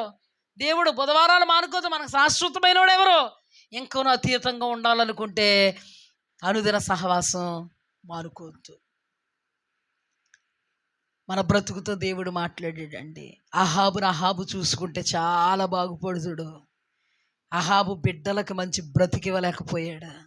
అహాబు జీవితాన్ని బట్టి కుటుంబం అంతా ఇంకా ఎంత పెంట కుప్పగా మార్చబడింది. మన జీవితంలో ఎవ్వరు అధోగతి పాలగుందుముగాక, రూపాంతర అనుభవంలో మనం ఉందుముగాక, మన ముఖ ప్రకాశించునుగాక, మన వస్త్రములు తెల్లగా దగదగా మెరుగినటువంటి అనుభవాలుండునుగాక, నీతి క్రియలు సత్క్రియలు మనం చేయుదుముగాక, దేవుని ముఖ రూపం వలె మన రూపం మారునుగాక, నిత్య మహిమలోనికి మనం ప్రవేశించుదుముగాక. హల్లెలూయా. దేవునికి స్తోత్రం. అగ్ని రథాలు, అగ్ని గుర్రాలు చాలా ఘనమైనటువంటి స్థానములో దేవుడు ఏలియాను కొనిపోయాడండి. ఇంకా చాలా వాక్యం ఉంది. దేవుడు ఒక పార్ట్ చెప్తారనుకుంటే ఈ పార్ట్తోనే దేవుడు ముందుకి నడిపించారు. అసలు ఏలియా ఎవరు? అసలు ఏలియాని దేవుడు ఎందుకు కొనిపోయాడు? అసలు ఏలియా భూమి మీదకి వచ్చాడా లేదా? అసలు భూమి మీదకి వస్తున్నప్పుడు ఏలియాని గుర్తించారా లేదా? ఆ పాయింట్స్ అన్నీ ఇచ్చారు దేవుడు ఈరోజు. కానీ ఈ రోజుకి దేవుడు ఈ భాగము ఏమైంది? ఆవశ్యకమైంది. ఈ భాగముతో దేవుడు ఇది ముగిస్తున్నారు. మన జీవితంలో ఎప్పుడు మర్చిపోకుందుముగాక. ఎందుకండి తిన్నదే మనకి జీర్ణమయ్యి మనకు శక్తి లేనిది ఎందుకండి తిని? ఈ వాక్యం కూడా మనకేమవ్వాలి? శక్తినివ్వాలి. ఈ శక్తి ఎన్నటన్నటికి. హల్లెలూయా. ఏలియా అంట దేవదూతలు పెట్టిన ఆహారంతో శక్తికి మించి ప్రయాణం చేసాడంట. హల్లెలూయా. ఆహారం ఏంటో తెలుసా? జీవవాక్యము. అందుకే దేవుని వాక్యం మనుషుడు రొట్టె వలన మాత్రం కాదు, దేవుని నోట నుండి వచ్చి ప్రతి మాట వలన బ్రతుకుతాడు. ఈ రోజున మనం దేంతో బతుకుతున్నాం? హల్లెలూయా. వాక్యాలను ఇప్పుడు మర్చిపోద్దండి. అడగండి దేవుని, ప్రభువా ఈ వాక్యాలు నా హృదయంలో భద్రపరుచుకోవాలి. అదే నాన్న గబ్రియేలు దేవతో చెప్పిన మాటలు మరియా భద్రం చేసుకుందంట. ప్రభువా ఆవిడికి ఆ కృప ఇచ్చావు, ఆ కృప నాకివ్వ. ఇస్తారు ఎవరైనా? దేవుని ఎదురు చెప్తున్నాను, ఏది మర్చిపోలేదండి నేను. ఈ రోజు నా వాక్యం నన్ను బ్రతికిస్తుంది, ఆ వాక్యం నన్ను నడిపిస్తుంది. నా పరిస్థితుల్లో గమ్మున పెడత్రావలో పట్టేటువంటి పరిస్థితుల్లో ఊగిపోయే పరిస్థితులు వచ్చేసినప్పుడు ఆ వాక్యం నన్ను ట్రాక్లో నిలబెడుతుంది. హల్లెలూయా. ఎందుకంటే మనం విన్న వాక్యం మనకి ఏం చేయాలి? శక్తినివ్వాలి. ఇది శక్తినివ్వనిది కాదు, శక్తివంతమైనది. దానిని ఉపయోగించుకోవడం ఎవరి చేతుల్లో ఉంది?